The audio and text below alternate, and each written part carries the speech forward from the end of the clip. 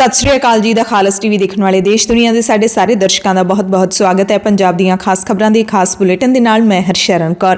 अज 23 अप्रैल है, दिन शनिचरवार है। खबरों के इस खास बुलेटिन दे विच तुहानूं सारियां वड्डियां ताज़ा ते अहम खबरां पंजाब दे नाल जुड़ियां दस्सांगी। पंजाब सरकार ने एक वड्डा फैसला लिया है ते झटका देण वाला फैसला लिया है उन्हां लोकां नूं जिहड़े मोटरसाइकिल रेहड़ियां राहीं अपना काम काज चलाउंदे ने। पंजाब पुलिस ने मोटरसाइकिलों दीयां बनाईयां जुगाड़ू रेहड़ियां तुरंत बंद करन दे हुक्म दे दिते ने। पंजाब दे विच हुण ये रेहड़ियां नहीं चल सकणगियां। डीजीपी ट्रैफिक ने ये रेहड़ियां बंद कराउण लई सारे पुलिस कमिश्नरां अते जिला पुलिस मुखियां नूं हुक्म जारी कर दिते ने। हुक्मां दे विच उन्हां कहा कि मोटरसाइकिलों दीयां जुगाड़ू रेहड़ियां बना के लोकां दे वल्लों एक शहर तो दूजे शहर सवारियां दी ढोआ ढुआई कीती जांदी है, जिस कारण कौमी मार्गां ते ये रेहड़ियां लोकां दी जान लई खतरा भी बन रहीआं ने, क्योंकि इन्हां रेहड़ियां ते 10-10 बंदे लद के सड़कां ते दड़ाया जांदा है। सवारियां ढोण तो इलावा इन्हां जुगाड़ू रेहड़ियां दी वरतों सीमेंट, बजरी, इट्टां, रेता, सरिया ते इलैक्ट्रॉनिक समेत होर तरह दा समान ढोण दे लई भी कीती जांदी है ते भारी समान दे नाल लद्दियां ये रेहड़ियां हादसिਆਂ ਦਾ ਕਾਰਨ ਬਣਦੀਆਂ ਨੇ।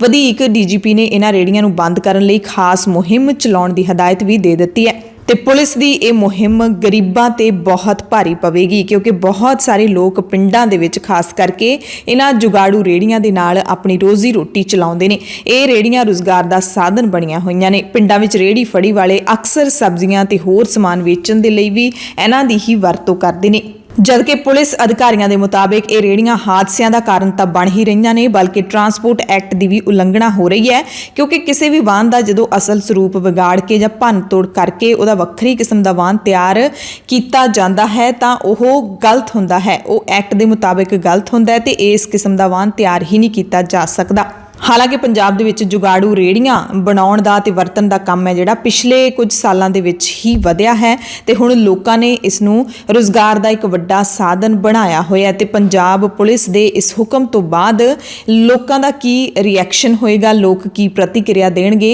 ते की पंजाब पुलिस इन्हां लोकां नूं जिन्हां ने रोज़गार दा साधन इन्हां रेहड़ियां नूं बनाया होया है उन्होंने इस दे बदले कोई बदल देवेगी या फिर इस तरह ही छड्ड देवेगी, क्योंकि जुगाड़ू रेहड़ी एक पूरा मोटरसाइकिल लैके हालांकि कोई भी नवा मोटरसाइकिल लैके जुगाड़ू रेहड़ी तैयार नहीं करता, बल्कि पुराने मोटरसाइकिलों ते तैयार की जाती है। पर कई लोग इस रेहड़ी का खर्चा भी किश्तां दे विच तारदे ने। इन्हां लोकां दा खुसिया रोज़गार हुण वापस किवें आऊगा, किहड़े ढंग नाल आऊगा, सरकार जां पुलिस उहदे विच कोई मदद करूगी, ये हाले सवाल ही है। कल पंजाब कांग्रेस के नवे बने प्रधान अमरिंदर सिंह राजा वड़िंग ने अपना अहुदा सांभ लिया, पर इस मौके कांग्रेस एकजुट नज़र नहीं आई। वड़िंग के समागम दे विच नवजोत सिंह सिद्धू पहुंचे तो सही, पर गेट तो मुड़ गए। साबका प्रधान सुनील जाखड़ किते दिखाई ही नहीं दिते अते मनप्रीत सिंह बादल पंजाब के साबका खजाना मंत्री भी इस समागम तो दूर रहे। पंजाब के ट्रांसपोर्ट मंत्री लगातार एक्शन दे विच ने। मंत्री लालजीत सिंह भुल्लर ने दिल्ली अमृतसर कौमी शाहरा उत्ते दुराहा दे कोले नाका ला के बसां दी जांच कीती अते नियमां दी उलंघना करन वालीआं 5 बसां जब्त कर लईआं। इन्हां हुक्मां दे तहत 3 वोल्वो बसां सने 5 बसां नूं थाणे डक्किया गया। भुल्लर ने कहा कि सरकारी खजाने नूं चूना लाउण वाले माफिया नूं बख्शिया नहीं जावेगा। बसां नूं तुरंत जब्त किया गया, पर नाल ही सवारियां नूं उन्हां दी मंजिल तक पहुंचाउण दा इंतजाम भी किया गया। ट्रांसपोर्ट मंत्री ने कहा कि पहलां सरकारां रल मिल के चलदियां सी, बस माफिया सरकारी खजाने नूं चूना ला रहा सी, पर मुख मंत्री भगवंत सिंह मान दीआं हदायतां ते हुण किसी नूं भी नियम तोड़न दी छूट नहीं दित्ती जाएगी। उन्होंने मुड़ हदायत दी है कि सारे ट्रांसपोर्टर टैक्स समय सिर तारन। उन्होंने कहा कि अमृतसर तो तुरियां जिहड़ियां बसां राह विचों सवारियां चुक के दिल्ली एयरपोर्ट तक जांदियां ने, गैर कानूनी है, अजिहियां बसां बंद कीतियां जाणगियां। सो ट्रांसपोर्ट मंत्री जिस तरीके दे नाल कार्रवाई कर रहे हैं, लगता है कि पंजाब दे विच ट्रांसपोर्ट माफिया एक दिन दम तोड़ जाऊगा जे इसे तरह सरकार दा रवैया रहा। हमेशा असीं ये खबरां सुणदे हुंदे आ कि भारत वाले पासियों सिख जथा प्रकाश पुरब जां फिर होर दिहाड़े मनाउण दे लई पाकिस्तान पहुंचिआ, पर इस वार तुहानूं खबर दे रहे हैं कि इस वारी पाकिस्तान दा जथा प्रकाश पुरब मनाउण दे लई भारत पहुंचिआ है। गुरु तेग बहादुर साहिब दे 400 साला प्रकाश पुरब शताब्दी समागमां नूं समर्पित जिहड़े धार्मिक समागम करवाए जा रहे हैं, उन्हां दे विच शामिल होण दे लई प्रीतम सिंह दी अगवाई विच 48 मैंबरी सिख संगतां दा जथा पाकिस्तान तो वाघा अटारी सरहद राहीं भारत पहुंचिआ। भारत सरकार वालों DIGMC की सिफारिश ते 49 पाकिस्तानी सिख श्रद्धालुओं नूं वीजे जारी किए गए सन, जिन्हां विचों 48 श्रद्धालु कल भारत पहुंच गए। इस सारी संगत दिल्ली के इतिहासिक गुरुद्वारा सीसगंज साहिब विखे होने वाले समागमां विच शामिल होने लई इत्थे पहुंची है। ਤੇ ਸੰਗਤਾਂ ਦੇ ਵੱਲੋਂ ਹੋਰ ਵੀ ਗੁਰਧਾਮਾਂ ਦੇ ਦਰਸ਼ਨ ਕੀਤੇ ਜਾਣਗੇ। ਪਾਕਿਸਤਾਨ ਤੋਂ ਪਹੁੰਚੀਆਂ ਸੰਗਤਾਂ ਨੇ ਦੋਵਾਂ ਮੁਲਕਾਂ ਦੀਆਂ ਸਰਕਾਰਾਂ ਸਣੇ DSGMC ਅਤੇ ਸ਼੍ਰੋਮਣੀ ਗੁਰਦੁਆਰਾ ਪ੍ਰਬੰਧਕ ਕਮੇਟੀ ਦਾ ਧੰਨਵਾਦ ਕੀਤਾ ਹੈ। ਉਹਨਾਂ ਕਿਹਾ ਕਿ ਪਾਕਿਸਤਾਨ ਵਿੱਚ ਵਸਦੇ ਸਿੱਖ ਵੀ ਭਾਰਤ ਵਿਚਲੇ ਗੁਰਧਾਮਾਂ ਦੇ ਦਰਸ਼ਨ ਦੀਦਾਰੇ ਕਰਨੇ ਹਮੇਸ਼ਾ ਲੋਚਦੇ ਨੇ। ਇਸ ਕਰਕੇ ਭਾਰਤ ਸਰਕਾਰ ਨੂੰ ਵੀ ਪਾਕਿਸਤਾਨੀ ਸਿੱਖਾਂ ਨੂੰ ਵੱਧ ਤੋਂ ਵੱਧ ਵੀਜ਼ੇ ਜਾਰੀ ਕਰਨੇ ਚਾਹੀਦੇ ਨੇ। ਪਾਕਿਸਤਾਨ ਦਾ ਇਹ ਜਥਾ 15 ਦਿਨਾਂ ਦੇ ਲਈ ਭਾਰਤ ਆਇਆ ਹੈ, ਜੋ ਪਹਿਲਾਂ ਦਿੱਲੀ ਦੇ ਗੁਰਧਾਮਾਂ ਦੇ ਦਰਸ਼ਨ ਕਰੇਗਾ, ਫਿਰ ਦਿੱਲੀ ਤੋਂ ਆਨੰਦਪੁਰ ਸਾਹਿਬ ਅਤੇ ਫਿਰ ਗੁਰੂ ਕੀ ਨਗਰੀ ਅੰਮ੍ਰਿਤਸਰ ਦੇ ਵਿੱਚ ਸੱਚਖੰਡ ਸ੍ਰੀ ਦਰਬਾਰ ਸਾਹਿਬ ਦੇ ਦਰਸ਼ਨ ਕਰਨ ਤੋਂ ਬਾਅਦ 6 ਮਈ ਨੂੰ ਵਾਪਸ ਪਾਕਿਸਤਾਨ ਪਰਤ ਜਾਏਗਾ। ਪੰਜਾਬ ਸਰਕਾਰ ਦੇ ਪ੍ਰੋਟੋਕੋਲ ਅਧਿਕਾਰੀਆਂ ਦੇ ਮੁਤਾਬਿਕ ਪੰਜਾਬ ਸਰਕਾਰ ਦੀਆਂ ਹਦਾਇਤਾਂ ਤੇ ਸਾਰੀ ਸੰਗਤ ਦੇ ਕਰੋਨਾ ਟੈਸਟ ਕੀਤੇ ਗਏ ਨੇ ਤੇ ਸਾਰੇ ਨੈਗੇਟਿਵ ਆਏ ਨੇ। ਕੱਲ ਅਮਰਿੰਦਰ ਸਿੰਘ ਰਾਜਾ ਵੜਿੰਗ ਦੇ ਅਹੁਦਾ ਚੁੱਕ ਸਮਾਗਮ ਵਿੱਚ ਸ਼ਾਮਿਲ ਹੋਣ ਤੋਂ ਬਾਅਦ ਪੰਜਾਬ ਕਾਂਗਰਸ ਦੇ ਸਾਬਕਾ ਪ੍ਰਧਾਨ ਨਵਜੋਤ ਸਿੰਘ ਸਿੱਧੂ ਖੁਦਕੁਸ਼ੀ ਕਰਨ ਵਾਲੇ ਪਰਿਵਾਰਾਂ ਦੇ ਘਰੇ ਦੁੱਖ ਸਾਂਝਾ ਕਰਨ ਦੇ ਲਈ ਪਹੁੰਚੇ। ਸਿੱਧੂ ਨੇ ਪਿੰਡ ਮਾਨਸਾ ਖੁਰਦ ਦੇ ਕਿਸਾਨ ਗੁਰਦੀਪ ਸਿੰਘ ਦੇ ਪਰਿਵਾਰ ਦੇ ਨਾਲ ਦੁੱਖ ਸਾਂਝਾ ਕੀਤਾ। ਕਿਹਾ ਕਿ ਆਮ ਆਦਮੀ ਪਾਰਟੀ ਦੇ ਸੁਪਰੀਮੋ ਅਰਵਿੰਦ ਕੇਜਰੀਵਾਲ ਤਾਂ ਕਹਿੰਦੇ ਸੀ ਕਿ ਪੰਜਾਬ 'ਚ ਸਾਡੀ ਸਰਕਾਰ ਆਉਣ ਤੇ ਕੋਈ ਕਿਸਾਨ ਖੁਦਕੁਸ਼ੀ ਨਹੀਂ ਕਰੂਗਾ, ਪਰ ਪਿਛਲੇ ਕੁਝ ਦਿਨਾਂ ਦੇ ਵਿੱਚ ਸਿਰਫ ਬਠਿੰਡਾ ਜ਼ਿਲ੍ਹੇ ਦੇ ਵਿੱਚ ਹੀ 7 ਕਿਸਾਨ ਖੁਦਕੁਸ਼ੀਆਂ ਕਰ ਗਏ ਨੇ। ਸਿੱਧੂ ਨੇ ਮੰਗ ਕੀਤੀ ਹੈ ਕਿ ਇਹਨਾਂ ਖੁਦਕੁਸ਼ੀਆਂ ਦੀ ਜ਼ਿੰਮੇਵਾਰੀ ਸਿਆਸਤਦਾਨਾਂ ਨੂੰ ਲੈਣੀ ਚਾਹੀਦੀ ਹੈ, ਕਿਉਂਕਿ ਪਿਛਲੇ ਸਾਲਾਂ ਦੇ ਵਿੱਚ ਅਜਿਹੀ ਕੋਈ ਕਿਸਾਨ ਪੱਖੀ ਨੀਤੀ ਨਹੀਂ ਬਣਾਈ ਗਈ ਜੋ ਕਿਸਾਨਾਂ ਦੇ ਹੱਕ ਵਿੱਚ ਅਤੇ ਉਹਨਾਂ ਦੇ ਲਾਭ ਲਈ ਹੋਵੇ। ਉਹਨਾਂ ਕਿਹਾ ਕਿ ਇਹ ਸਮਾਂ ਕਿਸੇ ਤੇ ਦੋਸ਼ ਲਾਉਣ ਦਾ ਨਹੀਂ ਹੈ, ਸਗੋਂ ਕਿਸਾਨਾਂ ਨੂੰ ਧਿਆਨ ਵਿੱਚ ਰੱਖ ਕੇ ਨਵੀਆਂ ਨੀਤੀਆਂ ਤਿਆਰ ਕਰਨ ਦੇ ਲਈ ਸਿਰ ਜੋੜ ਕੇ ਬੈਠਣ ਦਾ ਹੈ। ਇਸ ਮੌਕੇ ਸਿੱਧੂ ਨੇ ਮ੍ਰਿਤਕ ਕਿਸਾਨ ਦੇ ਭਰਾ ਨੂੰ ਆਪਣੇ ਖਰਚੇ ਤੇ ਨੌਕਰੀ ਦੇਣ ਦਾ ਵੀ ਭਰੋਸਾ ਦਿੱਤਾ। ਮੰਡੀ ਖੁਰਦ ਤੋਂ ਇਲਾਵਾ ਨਵਜੋਤ ਸਿੰਘ ਸਿੱਧੂ ਹਲਕਾ ਮੌੜ ਦੇ ਪਿੰਡ ਮਾਈਸਰਖਾਨਾ ਤੇ ਮੰਡੀ ਖੁਰਦ ਦੇ ਵਿੱਚ ਵੀ ਖੁਦਕੁਸ਼ੀਆਂ ਕਰ ਗਏ ਕਿਸਾਨਾਂ ਦੇ ਘਰ ਪਹੁੰਚੇ। ਇਸ ਮੌਕੇ ਸਿੱਧੂ ਨੇ ਭਗਵੰਤ ਸਿੰਘ ਮਾਨ ਦੀ ਸਰਕਾਰ ਤੋਂ ਪੀੜਤ ਪਰਿਵਾਰਾਂ ਨੂੰ 1-1 ਕਰੋੜ ਰੁਪਏ ਦੀ ਮਾਲੀ ਸਹਾਇਤਾ ਤੇ ਸਰਕਾਰੀ ਨੌਕਰੀ ਦੇਣ ਦੀ ਮੰਗ ਕੀਤੀ ਹੈ। ਆਮ ਆਦਮੀ ਪਾਰਟੀ ਦੀ ਸਰਕਾਰ ਨੇ ਇੱਕ ਹੋਰ ਵੱਡਾ ਫੈਸਲਾ ਲੈ ਲਿਆ, ਜਿਹੜਾ ਕਿ ਲੀਡਰਾਂ ਨੂੰ ਝਟਕਾ ਦੇਣ ਵਾਲਾ ਫੈਸਲਾ ਹੈ। ਇਸ ਤੋਂ ਪਹਿਲਾਂ ਵੀ ਸਰਕਾਰ ਸਿਆਸੀ ਲੀਡਰਾਂ ਜਾਂ ਕਹਿ ਲਈਏ ਕਿ ਅਹੁਦਿਆਂ ਤੇ ਬੈਠੀਆਂ ਜਿਹੜੀਆਂ ਸ਼ਖਸੀਅਤਾਂ ਨੇ ਉਹਨਾਂ ਨੂੰ ਫਾਲਤੂ ਦੀ ਸੁਰੱਖਿਆ ਦੇਣ ਦੇ, ਫਾਲਤੂ ਦੀਆਂ ਸਹੂਲਤਾਂ ਦੇਣ ਦੇ ਫੈਸਲੇ ਲਏ ਨੇ ਤੇ ਹੁਣ ਮਾਨ ਸਰਕਾਰ ਨੇ 184 ਲੀਡਰਾਂ ਦੀ ਸੁਰੱਖਿਆ ਵਾਪਸ ਲਈ ਹੈ। ਪੰਜਾਬ ਸਰਕਾਰ ਨੇ ਸਾਬਕਾ ਮੁੱਖ ਮੰਤਰੀ ਚਰਨਜੀਤ ਸਿੰਘ ਚੰਨੀ ਦੇ ਪਰਿਵਾਰ ਦੀ ਸੁਰੱਖਿਆ ਵੀ ਵਾਪਸ ਲੈ ਲਈ ਹੈ। ਇਸ ਦੇ ਨਾਲ ਹੀ ਬੀਬੀ ਜਗੀਰ ਕੌਰ, ਤੋਤਾ ਸਿੰਘ, ਸੋਹਣ ਸਿੰਘ ਠੰਡਲ, ਅਰਵਿੰਦ ਖੰਨਾ, ਮਹੇਸ਼ਿੰਦਰ ਸਿੰਘ ਗਰੇਵਾਲ, ਗਿਆਨੀ ਇਕਬਾਲ ਸਿੰਘ, ਗਿਆਨੀ ਗੁਰਬਚਨ ਸਿੰਘ, ਸੁੱਚਾ ਸਿੰਘ ਛੋਟੇਪੁਰ, ਜਨਮੇਜਾ ਸਿੰਘ ਸੇਖੋਂ, ਸੰਤੋਸ਼ ਚੌਧਰੀ, ਸਿਧਾਰਥ ਚੱਟੋਪਾਧਿਆਏ, ਸਤਵਿੰਦਰ ਬਿੱਟੀ, ਰਾਣਾ ਇੰਦਰ ਸਿੰਘ ਸਮੇਤ ਹੋਰ ਬਹੁਤ ਸਾਰੇ ਲੀਡਰਾਂ ਦੀ ਸਿਕਿਉਰਿਟੀ ਵਾਪਸ ਲੈਣ ਦਾ ਹੁਕਮ ਸੁਣਾ ਦਿੱਤਾ ਹੈ। ਇਹ ਸਾਰੇ ਸਾਬਕਾ ਮੰਤਰੀ ਨੇ, ਸਾਬਕਾ ਵਿਧਾਇਕ ਨੇ ਜਾਂ ਫਿਰ ਮੌਜੂਦਾ ਸਮੇਂ ਦੇ ਵਿੱਚ ਇਹ ਕੁਛ ਨਾ ਕੁਛ ਨਿੱਜੀ ਅਹੁਦਿਆਂ ਦੇ ਉੱਤੇ ਤਾਇਨਾਤ ਨੇ। ਲਿਸਟ ਕਾਫੀ ਲੰਬੀ ਹੈ, 184 ਜਣੇ। ਲਿਸਟ ਦੇ ਵਿੱਚ ਤੁਸੀਂ ਦੇਖ ਸਕਦੇ ਹੋ ਕਿ ਫੈਮਿਲੀ ਆਫ ਇਸ ਤਰੀਕੇ ਦੇ ਨਾਲ ਲਿਖਿਆ ਹੋਇਆ, ਯਾਨੀ ਕਿ ਬਹੁਤ ਸਾਰੇ ਲੀਡਰਾਂ ਦੇ ਪਰਿਵਾਰਾਂ ਨੂੰ ਜਿਹੜੀ ਸੁਰੱਖਿਆ ਦਿੱਤੀ ਗਈ ਸੀ ਉਹ ਵੀ ਵਾਪਸ ਲੈ ਲਈ ਗਈ ਹੈ। ਕੁਝ SGPC ਮੈਂਬਰਾਂ ਨੂੰ ਵੀ ਸੁਰੱਖਿਆ ਦਿੱਤੀ ਗਈ ਹੈ। ਪੰਜਾਬ ਪੁਲਿਸ ਦੇ ਵੱਲੋਂ ਉਹਨਾਂ ਦੀ ਸੁਰੱਖਿਆ ਵੀ ਵਾਪਸ ਲੈਣ ਦੇ ਹੁਕਮ ਭਗਵੰਤ ਸਿੰਘ ਮਾਨ ਦੀ ਸਰਕਾਰ ਨੇ ਚਾੜ ਦਿੱਤੇ ਨੇ। ਇੱਥੋਂ ਤੱਕ ਕਿ ਤਖਤ ਸ੍ਰੀ ਪਟਨਾ ਸਾਹਿਬ ਦੇ ਸਾਬਕਾ ਜਥੇਦਾਰ ਗਿਆਨੀ ਇਕਬਾਲ ਸਿੰਘ ਨੂੰ ਵੀ ਪੰਜਾਬ ਸਰਕਾਰ ਦੇ ਵੱਲੋਂ ਸੁਰੱਖਿਆ ਦਿੱਤੀ ਗਈ ਸੀ, ਜਿਹੜੀ ਹੁਣ ਵਾਪਸ ਲੈ ਲਈ ਜਾਊਗੀ। ਇਸ ਲਿਸਟ ਦੇ ਵਿੱਚ ਦੱਸਿਆ ਗਿਆ ਹੈ ਕਿ ਕਿੰਨੇ ਸੁਰੱਖਿਆ ਕਰਮੀ ਇਹਨਾਂ ਦੇ ਨਾਲ ਤਾਇਨਾਤ ਸੀ, ਜਿਨ੍ਹਾਂ ਨੂੰ ਵਾਪਸ ਲੈਣ ਦੇ ਹੁਕਮ ਦਿੱਤੇ ਗਏ ਨੇ। ਕੈਪਟਨ ਸੰਦੀਪ ਸਿੰਘ ਸਿੱਧੂ ਦਾ ਨਾਮ ਤਾਂ ਕਿਸੇ ਵੀ ਪਛਾਣ ਦਾ ਮੁਤਾਜ ਨਹੀਂ ਹੈ, ਕਿਉਂਕਿ ਕੈਪਟਨ ਸੰਦੀਪ ਸਿੰਘ ਸਾਬਕਾ ਮੁੱਖ ਮੰਤਰੀ ਕੈਪਟਨ ਅਮਰਿੰਦਰ ਸਿੰਘ ਦੇ ਬਹੁਤ ਨੇੜਲੇ ਸਨ। ਉਹਨਾਂ ਦੇ ਨਾਲ ਵੀ PAP ਦੇ 3 ਜਵਾਨ ਤਾਇਨਾਤ ਸਨ, ਜਿਹੜੇ ਹੁਣ ਉਹਨਾਂ ਦੇ ਨਾਲ ਨਹੀਂ ਰਹਿਣਗੇ। ਬਹੁਤ ਸਾਰੇ ਹੋਰ ਵੀ ਨਾਮ ਨੇ, ਸੁਰਜੀਤ ਸਿੰਘ ਰਖੜਾ, ਸੁੱਚਾ ਸਿੰਘ ਛੋਟੇਪੁਰ, ਗੁਲਜ਼ਾਰ ਸਿੰਘ ਰਣੀਕੇ, ਸੰਤੋਸ਼ ਚੌਧਰੀ, ਮਦਨ ਮੋਹਨ ਮਿੱਤਲ, SGPC ਦੇ ਸਾਬਕਾ ਪ੍ਰਧਾਨ ਗੋਬਿੰਦ ਸਿੰਘ ਲੌਂਗੋਵਾਲ, ਵਿਰਸਾ ਸਿੰਘ ਵਲਟੂਹਾ, ਰਣਜੀਤ ਸਿੰਘ ਤਲਵੰਡੀ। ਕਿਹੜੇ ਨਾਮ ਲਈਏ, ਤੁਸੀਂ ਸਾਰੀ ਲਿਸਟ 184 ਜਣਿਆਂ ਦੀ ਪੜ੍ਹੋਗੇ ਤਾਂ ਇਹ ਲਿਸਟ ਬਹੁਤ ਸਾਰੇ ਲੀਡਰਾਂ ਨੂੰ ਝਟਕੇ ਦੇਣ ਵਾਲੀ ਲਿਸਟ ਹੈ। ਪੰਜਾਬ ਵਿਧਾਨ ਸਭਾ ਦੇ ਸਪੀਕਰ ਕੁਲਤਾਰ ਸਿੰਘ ਸੰਧਵਾ ਨੇ ਕੱਲ ਵਿਧਾਨ ਸਭਾ ਦੇ ਵਿੱਚ ਵਿਰੋਧੀ ਧਿਰ ਦੇ ਲੀਡਰ ਪ੍ਰਤਾਪ ਸਿੰਘ ਬਾਜਵਾ ਦੇ ਨਾਲ ਮੁਲਾਕਾਤ ਕੀਤੀ ਅਤੇ ਭਰੋਸਾ ਦਿੱਤਾ ਕਿ ਸੱਤਾ ਧਿਰ ਦੇ ਨਾਲ ਵਿਰੋਧੀ ਧਿਰ ਦੇ ਮੈਂਬਰਾਂ ਨੂੰ ਵੀ ਲੋਕ ਹਿੱਤਾਂ ਸੰਬੰਧੀ ਮੁੱਦੇ ਚੁੱਕਣ ਲਈ ਨਿਰਪੱਖ ਤੇ ਢੁਕਵੇਂ ਮੌਕੇ ਪ੍ਰਦਾਨ ਕੀਤੇ ਜਾਣਗੇ, ਯਾਨੀ ਕਿ ਵਿਧਾਨ ਸਭਾ ਦੇ ਵਿੱਚ ਬੋਲਣ ਦਾ ਮੌਕਾ ਪੂਰਾ ਦਿੱਤਾ ਜਾਏਗਾ। ਤੇ ਬਾਜਵਾ ਨੇ ਵੀ ਸਪੀਕਰ ਨੂੰ ਭਰੋਸਾ ਦਿੱਤਾ ਕਿ ਉਹ ਵਿਧਾਨ ਸਭਾ ਦਾ ਸਦਨ ਸੁਚਾਰੂ ਢੰਗ ਨਾਲ ਚਲਾਉਣ ਦੇ ਲਈ ਪੂਰਨ ਸਹਿਯੋਗ ਦੇਣਗੇ। ਅਮਰੀਕਾ ਦੇ 4 ਸੈਨੇਟਰਾਂ ਤੇ ਇੱਕ ਪ੍ਰਤੀਨਿਧੀ ਕਾਂਗਰਸਮੈਨ ਸਣੇ 18 ਜਣਿਆਂ ਦਾ ਉੱਚ ਪੱਧਰੀ ਵਫਦ ਪੰਜਾਬ ਪਹੁੰਚਿਆ ਹੈ। ਇਸ ਸਾਰੇ ਵਫਦ ਨੇ ਕੱਲ ਸੱਚਖੰਡ ਸ੍ਰੀ ਹਰਮੰਦਰ ਸਾਹਿਬ ਵਿਖੇ ਮੱਥਾ ਟੇਕਿਆ। ਏਅਰਪੋਰਟ ਤੇ ਇਹਨਾਂ ਦਾ ਸਵਾਗਤ ਪ੍ਰੋਫੈਸਰ ਬਲਜਿੰਦਰ ਕੌਰ ਅਤੇ ਆਮ ਆਦਮੀ ਪਾਰਟੀ ਦੇ ਹੋਰ ਲੀਡਰਾਂ ਨੇ ਕੀਤਾ। SGPC ਵੱਲੋਂ ਇਸ ਵਫਦ ਨੂੰ ਸਨਮਾਨਿਤ ਕੀਤਾ ਗਿਆ। ਇਸ ਵਫਦ ਨੇ ਸਿੱਖਾਂ ਉੱਤੇ ਨਸਲੀ ਹਮਲਿਆਂ ਦਾ ਵਿਰੋਧ ਕੀਤਾ ਹੈ, ਅਮਰੀਕਾ ਦੇ ਵਿੱਚ ਜੋ ਹੁੰਦੇ ਨੇ ਅਤੇ ਸਿੱਖਾਂ ਦੇ ਨਾਲ ਖੜੇ ਹੋਣ ਦੀ ਵਚਨਬੱਧਤਾ ਵੀ ਪ੍ਰਗਟਾਈ ਹੈ। ਇਹਨਾਂ ਦਾ ਸਵਾਗਤ ਕਰਨ ਦੇ ਲਈ 에ਅਰਪੋਰਟ ਤੇ ਪੰਜਾਬ ਦੇ ਸੈਰ ਸਪਾਟਾ ਮੰਤਰੀ ਹਰਜੋਤ ਸਿੰਘ ਬੈਂਸ ਵੀ ਪਹੁੰਚੇ। ਸੈਨੇਟਰ ਕੋਰੀ ਬੂਕਰ ਨੇ ਕਿਹਾ ਕਿ ਅਮਰੀਕਾ ਵਿੱਚ ਸਿੱਖਾਂ ਤੇ ਨਸਲੀ ਹਮਲੇ ਮੰਦਭਾਗੇ ਨੇ ਤੇ ਬਤੌਰ ਸੈਨੇਟਰ ਉਹ ਸਿੱਖਾਂ ਦੇ ਨਾਲ ਖੜੇ ਨੇ। ਉਹਨਾਂ ਕਿਹਾ ਕਿ ਅਜਿਹੇ ਨਸਲੀ ਹਮਲੇ ਸਿੱਖਾਂ ਤੇ ਨਹੀਂ ਸਗੋਂ ਅਮਰੀਕਾ ਦੇ ਖਿਲਾਫ ਨੇ। ਉਹਨਾਂ ਮੰਨਿਆ ਕਿ ਸਿੱਖਾਂ ਨੇ ਅਮਰੀਕਾ ਦੇ ਵਿਕਾਸ ਵਿੱਚ ਅਹਿਮ ਯੋਗਦਾਨ ਪਾਇਆ। ਅੱਜ ਅੰਮ੍ਰਿਤਸਰ ਦੇ ਗੁਰੂ ਨਾਨਕ ਦੇਵ ਯੂਨੀਵਰਸਿਟੀ ਦੇ ਸ੍ਰੀ ਗੁਰੂ ਗ੍ਰੰਥ ਸਾਹਿਬ ਭਵਨ ਆਡੀਟੋਰੀਅਮ ਦੇ ਵਿੱਚ ਜਲਿਆਂਵਾਲਾ ਬਾਗ ਅਤੀਤ ਤੇ ਵਰਤਮਾਨ ਵਿਸ਼ੇ ਤੇ ਕੌਮੀ ਕਾਨਫਰੰਸ ਹੋਵੇਗੀ। ਇਹ ਕਾਨਫਰੰਸ ਸਰਬ ਭਾਰਤੀ ਪ੍ਰਗਤੀਸ਼ੀਲ ਲੇਖਕ ਸੰਘ ਦੇ ਵੱਲੋਂ ਕਰਵਾਈ ਜਾ ਰਹੀ ਹੈ। ਇਸ ਕਾਨਫਰੰਸ ਦੇ ਵਿੱਚ ਸ਼ਾਮਲ ਹੋਣ ਲਈ ਦੇਸ਼ ਦੇ ਵੱਖ-ਵੱਖ ਸੂਬਿਆਂ ਤੋਂ 200 ਤੋਂ ਵੱਧ ਡੈਲੀਗੇਟ ਯੂਨੀਵਰਸਿਟੀ ਦੇ ਵਿੱਚ ਕੱਲ ਤੱਕ ਪਹੁੰਚ ਚੁੱਕੇ ਸੀ। ਪੰਜਾਬ ਦੀਆਂ ਖਾਸ ਖਬਰਾਂ ਦੇ ਇਸ ਖਾਸ ਬੁਲੇਟਿਨ ਦੇ ਵਿੱਚ ਤੁਹਾਨੂੰ ਕੁਝ ਹੋਰ ਅਹਿਮ ਖਬਰਾਂ ਵਿਸਥਾਰ ਦੇ ਨਾਲ ਦੱਸ ਦਿੰਦੇ ਹਾਂ। ਵੀਰਵਾਰ ਨੂੰ ਪੰਜਾਬ ਦੇ ਵਿੱਚ ਕਈ ਥਾਵਾਂ ਤੇ ਹਲਕਾ ਮੀਂਹ ਪੈਣ ਤੋਂ ਬਾਅਦ ਵੱਧਦੀ ਗਰਮੀ ਤੇ ਥੋੜੀ ਬ੍ਰੇਕ ਤਾਂ ਲੱਗ ਗਈ। ਲੋਕਾਂ ਨੂੰ ਭਿਆਨਕ ਗਰਮੀ ਤੋਂ ਰਾਹਤ ਤਾਂ ਮਿਲ ਗਈ, ਪਰ ਹੁਣ ਫੇਰ ਤੋਂ ਮੌਸਮ ਵਿਭਾਗ ਨੇ ਤਿੱਖੀ ਗਰਮੀ ਪੈਣ ਦੀ ਸੰਭਾਵਨਾ ਦਿੱਤੀ ਗਈ ਹੈ। ਤਾਪਮਾਨ ਦੇ ਵਿੱਚ ਹਾਲਾਂਕਿ ਜਿਹੜੀ ਗਿਰਾਵਟ ਹੈ ਉਹ ਦਰਜ ਕੀਤੀ ਗਈ ਹੈ।